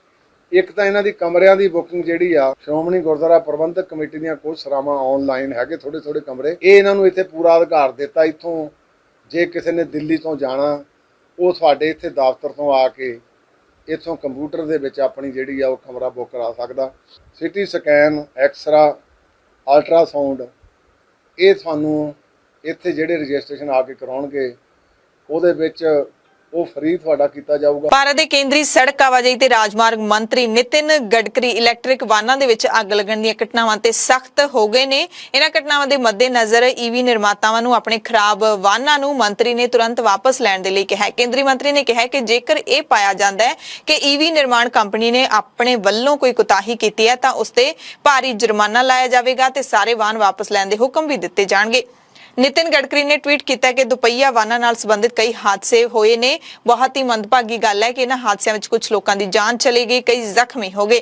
ਉਹਨਾਂ ਕਿਹਾ ਕਿ ਕੰਪਨੀਆਂ ਸਰਕਾਰ ਵੱਲੋਂ ਜੁਰਮਾਨਾ ਲਾਏ ਜਾਣ ਤੋਂ ਪਹਿਲਾਂ ਹੀ ਖਰਾਬ ਵਾਹਨਾਂ ਦੇ ਬੈਚ ਨੂੰ ਤੁਰੰਤ ਵਾਪਸ ਲੈ ਸਕਦੀਆਂ ਨੇ। ਪ੍ਰਧਾਨ ਮੰਤਰੀ ਨਰਿੰਦਰ ਮੋਦੀ ਦੀ ਅਗਵਾਈ ਵਾਲੀ ਕੇਂਦਰ ਸਰਕਾਰ ਕਹਿੰਦੇ ਸਾਰੇ ਡਰਾਈਵਰਾਂ ਦੀ ਸੁਰੱਖਿਆ ਵੀ ਯਕੀਨੀ ਬਣਾਉਣਾ ਚਾਹੁੰਦੀ ਹੈ। ਹਾਦਸਿਆਂ ਦੇ ਨਾਲ ਜੁੜੀਆਂ ਕੁਝ ਖਬਰਾਂ ਨੇ। ਮਲੇਰਕੋਟਲਾ ਦੇ ਵਿੱਚ ਹਾਦਸਾ ਵਾਪਰਿਆ ਜਿੱਥੇ ਟਰੈਕਟਰ ਟ੍ਰੇਲਰ ਨੂੰ ਕਥਿਤ ਤੌਰ ਤੇ ਤੇਜ਼ ਰਫ਼ਤਾਰ ਟਰੱਕ ਨੇ ਟੱਕਰ ਮਾਰ ਦਿੱਤੀ। ਇਸ ਟੱਕਰ ਦੇ ਵਿੱਚ 4 ਜਣਿਆਂ ਦੀ ਮੌਕੇ ਤੇ ਹੀ ਮੌਤ ਹੋ ਗਈ, 3 ਜਣੇ ਗੰਭੀਰ ਜ਼ਖਮੀ ਨੇ। ਇੱਕ ਖਬਰ ਸਮਰਾਲਾ ਤੋਂ ਹੈ। ਪਿੰਡ ਕੋਟਲਾ ਭਾਈ ਦੇ ਵਿੱਚ ਦਿਨ ਦਿਹਾੜੇ ਇੱਕ ਨੌਜਵਾਨ ਨੇ ਆਪਣੀ ਮੰਗੇਤਰ ਨੂੰ ਉਸਦੇ ਘਰ ਵਿੱਚ ਹੀ ਗੋਲੀ ਮਾਰ ਕੇ ਮੌਤ ਦੇ ਘਾਟ ਉਤਾਰ ਦਿੱਤਾ, ਜਿਸ ਤੋਂ ਬਾਅਦ ਇਲਾਕੇ ਦੇ ਵਿੱਚ ਸਨਸਨੀ ਫੈਲ ਗਈ ਹੈ। ਵਾਰਦਾਤ ਤੋਂ ਬਾਅਦ ਭੱਜਣ ਦੀ ਕੋਸ਼ਿਸ਼ ਕਰਦੇ ਨੌਜਵਾਨ ਨੂੰ ਲੋਕਾਂ ਨੇ ਕਾਬੂ ਕਰਨ ਦੀ ਕੋਸ਼ਿਸ਼ ਕੀਤੀ ਤਾਂ ਉਸਨੇ ਆਪਣੇ ਆਪ ਨੂੰ ਵੀ ਗੋਲੀ ਮਾਰ ਲਈ ਤੇ ਘਟਨਾ ਵਾਲੀ ਥਾਂ ਤੇ ਹੀ ਉਸਦੀ ਵੀ ਮੌਤ ਹੋ ਗਈ। ਕਈ ਸਾਲ ਤੋਂ ਆਪਣੇ ਪਰਿਵਾਰ ਦੇ ਨਾਲ ਸਮਰਾਲਾ ਦੇ ਪਿੰਡ ਕੋਟਲਾ ਭੜੀ ਦੇ ਵਿੱਚ ਇੱਟਾਂ ਦੇ ਭੱਠੇ ਤੇ ਕੰਮ ਕਰਦੇ ਓਮ ਓਮ ਸਿੰਘ ਦੀ ਲੜਕੀ ਮਨੀਸ਼ਾ 22 ਸਾਲ ਦੀ ਉਮਰ ਹੈ। ਉਸ ਦੀ यूपी ਦੇ ਰਹਿਣ ਵਾਲੇ ਇੱਕ 24 ਸਾਲ ਦੇ ਨੌਜਵਾਨ ਅਜੀਤ ਕੁਮਾਰ ਦੇ ਨਾਲ ਮੰਗਣੀ ਹੋਈ ਸੀ। ਅਚਾਨਕ ਅਜੀਤ ਕੁਮਾਰ ਆਪਣੀ ਮੰਗੇਤਰ ਨੂੰ ਮਿਲਣ ਲਈ ਉਸਦੇ ਘਰ ਗਿਆ। ਲੜਕੀ ਦਾ ਪਿਤਾ ਜਿਹੜਾ ਉਹ ਬਾਹਰ ਕੁਝ ਖਾਣ ਪੀਣ ਦੇ ਲਈ ਲੈਣ ਚਲਾ ਗਿਆ ਤਾਂ ਸਨੀ ਨੇ ਕਿਸੇ ਬਹਾਨੇ ਲੜਕੀ ਦੀ ਮਾਂ ਨੂੰ ਵੀ ਘਰੋਂ ਬਾਹਰ ਭੇਜ ਦਿੱਤਾ। ਅੰਦਰ ਜਾਂਦੇ ਹੀ ਉਸਨੇ ਆਪਣੀ ਮੰਗੇਤਰ ਕੁੜੀ ਦੇ ਸਿਰ ਵਿੱਚ ਗੋਲੀ ਮਾਰ ਦਿੱਤੀ। ਥਾਂ ਤੇ ਹੀ ਉਸਦੀ ਮੌਤ ਹੋ ਗਈ। ਗੋਲੀ ਦੀ ਆਵਾਜ਼ ਸੁਣ ਕੇ ਜਿਵੇਂ ਹੀ ਆਸ-ਪਾਸ ਦੇ ਕੁਆਟਰਾਂ ਵਿੱਚ ਰਹਿੰਦੇ ਤੇ ਖੇਤਾਂ ਵਿੱਚ ਕੰਮ ਕਰਦੇ ਲੋਕ ਉੱਥੇ ਇਕੱਠੇ ਹੋਏ, ਉਸਨੇ ਭੱਜਣ ਦੀ ਕੋਸ਼ਿਸ਼ ਕੀਤੀ ਤਾਂ ਖੁਦ ਵੀ ਸਿਰ ਦੇ ਵਿੱਚ ਗੋਲੀ ਮਾਰ ਕੇ ਥਾਂ ਤੇ ਹੀ ਖਤਮ ਹੋ ਗਿਆ। ਜਾਣਕਾਰੀ ਮਿਲੀ ਹੈ ਕਿ ਇਹ ਮੁਲਜ਼ਮ ਆਪਣੀ ਮੰਗੇਤਰ ਨੂੰ ਮਾਰਨ ਦੀ ਨੀਅਤ ਦੇ ਨਾਲ ਹੀ ਦੇਸੀ ਕੱਟਾ ਲੈ ਕੇ ਇੱਥੇ ਪਹੁੰਚਿਆ ਸੀ। ਫਿਲਹਾਲ ਪੁਲਿਸ ਨੇ ਲੜਕੀ ਦੇ ਪਿਤਾ ਦੇ ਬਿਆਨਾਂ ਦੇ ਆਧਾਰ ਤੇ ਮਾਮਲਾ ਦਰਜ ਕਰ ਲਿਆ। ਡੀਐਸਪੀ ਸਮਰਾਲਾ ਹਰਵਿੰਦਰ ਸਿੰਘ ਨੇ ਦੱਸਿਆ ਕਿ ਦੋਵੇਂ ਲਾਸ਼ਾਂ ਨੂੰ ਕਬਜ਼ੇ ਵਿੱਚ ਲੈ ਕੇ ਪੋਸਟਮਾਰਟਮ ਲਈ ਭੇਜ ਦਿੱਤਾ ਗਿਆ ਹੈ। ਦੇਸੀ ਕੱਟਾ ਵੀ ਬਰਾਮਦ ਕਰ ਲਿਆ। ਦੇਸੀ ਕੱਟੇ ਦਾ ਮਤਲਬ ਹੁੰਦਾ ਹੈ ਕਿ ਜਿਹੜਾ ਬਿਨਾਂ ਲਾਇਸੈਂਸ ਤੋਂ ਤੁਸੀਂ ਹਥਿਆਰ ਖਰੀਦਦੇ ਹੋ, ਨਜਾਇਜ਼ ਹਥਿਆਰ ਖਰੀਦ ਕੇ ਵਰਤਦੇ ਹੋ। ਭਾਰਤ ਦੇ ਸੁਰੱਖਿਆ ਬਲਾਂ ਨੇ ਦਾਅਵਾ ਕੀਤਾ ਹੈ ਕਿ ਪ੍ਰਧਾਨ ਮੰਤਰੀ ਨਰਿੰਦਰ ਮੋਦੀ ਦੇ ਦੌਰੇ ਤੋਂ ਪਹਿਲਾਂ ਉਹਨਾਂ ਨੇ ਦਹਿਸ਼ਤਗਰਦੀ ਜਥੇਬੰਦੀ ਜੈਸ਼-ਏ-ਮੁਹੰਮਦ ਦੇ ਫਿਦਾਇਨ ਹਮਲੇ ਦੀ ਸਾਜ਼ਿਸ਼ ਨੂੰ ਨਾਕਾਮ ਕਰ ਦਿੱਤਾ ਹੈ। ਕਹਿੰਦੇ ਸੁਰੱਖਿਆ ਕਰਮਚਾਰੀਆਂ ਨੇ ਮੁਕਾਬਲੇ ਵਿੱਚ 2 ਪਾਕਿਸਤਾਨ ਦੇ ਲੋਕਾਂ ਨੂੰ ਮਾਰ ਦਿੱਤਾ, ਜਿਸ ਨੂੰ ਅੱਤਵਾਦੀ ਕਿਹਾ ਗਿਆ। ਮੁਕਾਬਲੇ ਦੇ ਵਿੱਚ CISF ਦਾ ਇੱਕ ਅਧਿਕਾਰੀ ਵੀ ਸ਼ਹੀਦ ਹੋ ਗਿਆ। ਜੰਮੂ ਦੇ ਬਾਹਰੀ ਇਲਾਕੇ ਦੇ ਵਿੱਚ ਸ਼ੁੱਕਰਵਾਰ ਤੜਕੇ ਅੱਤਵਾਦੀਆਂ ਦੇ ਵੱਲੋਂ ਫੌਜੀ ਕੈਂਪ ਦੇ ਨੇੜੇ CISF ਦੀ ਬੱਸ ਨੂੰ ਨਿਸ਼ਾਨਾ ਬਣਾਇਆ ਗਿਆ। ਇਹ ਅਧਿਕਾਰੀਆਂ ਦੇ ਦੱਸਣ ਮੁਤਾਬਿਕ ਸਾਰੀ ਜਾਣਕਾਰੀ ਅਸੀਂ ਤੁਹਾਨੂੰ ਦੱਸ ਰਹੇ ਹਾਂ।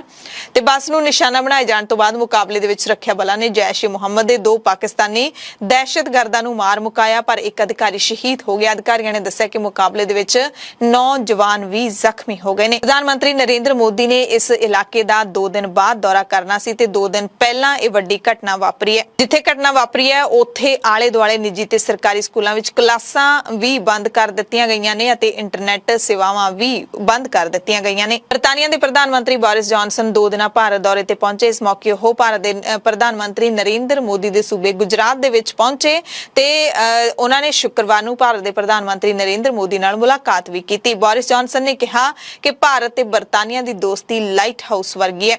ਉਹਨਾਂ ਕਿਹਾ ਕਿ ਦੁਨੀਆ ਨੂੰ ਤਾਨਾਸ਼ਾਹ ਮੁਲਕਾਂ ਤੋਂ ਵੱਡੇ ਖਤਰਿਆਂ ਦਾ ਸਾਹਮਣਾ ਕਰਨਾ ਪੈ ਰਿਹਾ ਹੈ, ਜੋ ਲੋਕਤੰਤਰ ਨੂੰ ਕਮਜ਼ੋਰ ਤੇ ਮੁਕਤ ਵਪਾਰ ਨੂੰ ਖਤਮ ਕਰਨ ਦੇ ਨਾਲ-ਨਾਲ ਪ੍ਰਭੂ ਸੱਤਾ ਨੂੰ ਕੁਚਲਣਾ ਚਾਹੁੰਦੇ ਨੇ। ਉਹਨਾਂ ਕਿਹਾ ਕਿ ਅਜਿਹੇ ਮਾਹੌਲ ਦੇ ਵਿੱਚ ਸਾਡੀ ਦੋਵੇਂ ਮੁਲਕਾਂ ਦੀ ਜਿਹੜੀ ਦੋਸਤੀ ਹੈ ਉਹ ਲਾਈਟ ਹਾਊਸ ਵਰਗੀ ਹੈ। ਪ੍ਰਧਾਨ ਮੰਤਰੀ ਨਰਿੰਦਰ ਮੋਦੀ ਨੇ ਵੀ ਇਸ ਸਾਲ ਦੇ ਅੰਤ ਤੱਕ ਭਾਰਤ ਅਤੇ ਬਰਤਾਨੀਆ ਦੇ ਵਿਚਾਲੇ ਮੁਕਤ ਵਪਾਰ ਸਮਝੌਤਾ ਹੋਣ ਦੀ ਆਸ ਜਤਾਈ ਹੈ। ਪੰਜਾਬ ਦੀਆਂ ਖਾਸ ਖਬਰਾਂ ਦੇ ਇਸ ਖਾਸ ਬੁਲੇਟਿਨ ਦੇ ਵਿੱਚ ਤੁਹਾਡੇ ਸਭ ਤੋਂ ਇਜਾਜ਼ਤ ਚਾਹੁੰਦੇ ਹਾਂ। ਧੰਨਵਾਦ।